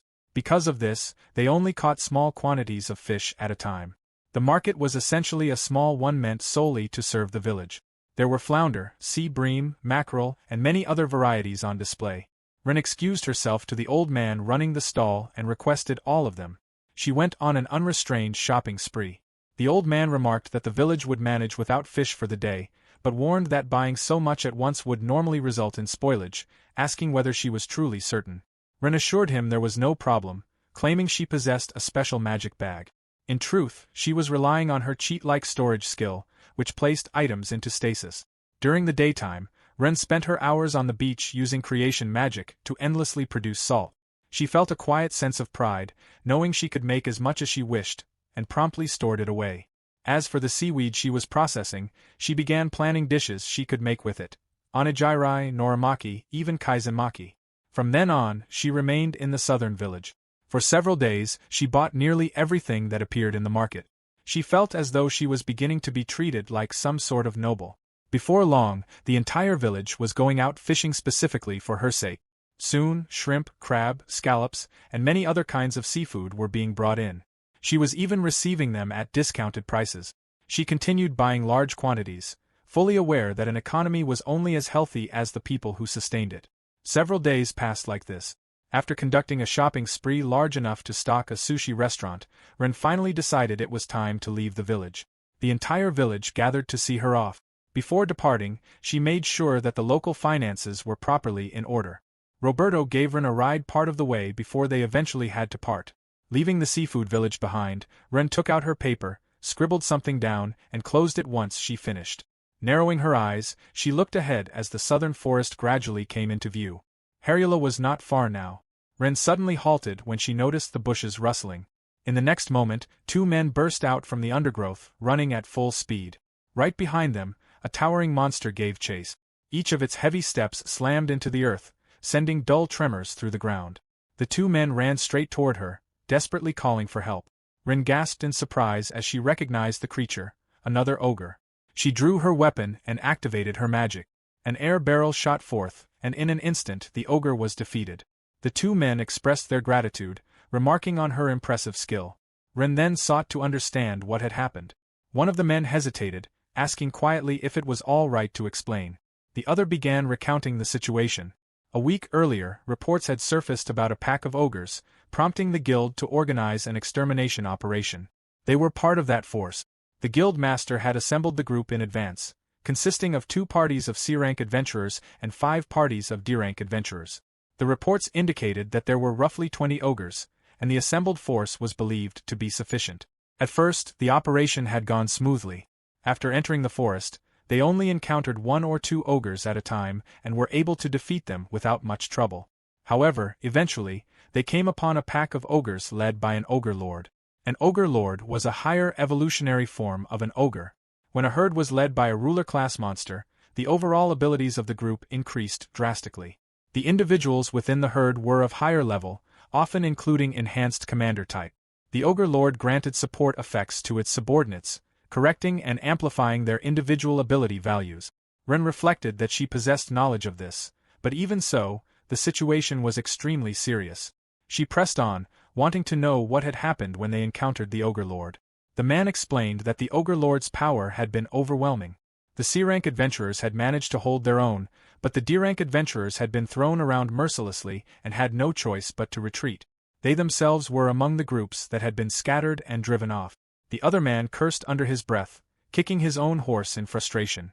Ren observed him, thinking how strangely proud he seemed even while admitting it. She acknowledged the explanation, then questioned where such an ogre lord could have come from so suddenly. One man stated that others were saying it had come from the western forest. The man beside him added that villages along the way had also been attacked. Hearing this, Ren's thoughts shifted. The western forest was the very forest where she had once been living. She had not known that something so dangerous had existed there. Suddenly, both Norn and Baru began to growl fiercely, snapping Ren out of her thoughts. One of the men reacted nervously, pointing out her familiars and urging her to keep them under control. Ren ignored him and focused on Norn, trying to understand what had provoked them. She wondered if it was because of the ogre lord. Then realization struck her. Perhaps it was the very same one that had injured them shortly before she had met them. Seeing the intense fury in her companion's eyes, Ren slowly nodded. She understood. She would deal with the one that had hurt her cute, fluffy companions. She wanted to help Norn take revenge. Her interest sharpened completely. She decided that she would get serious.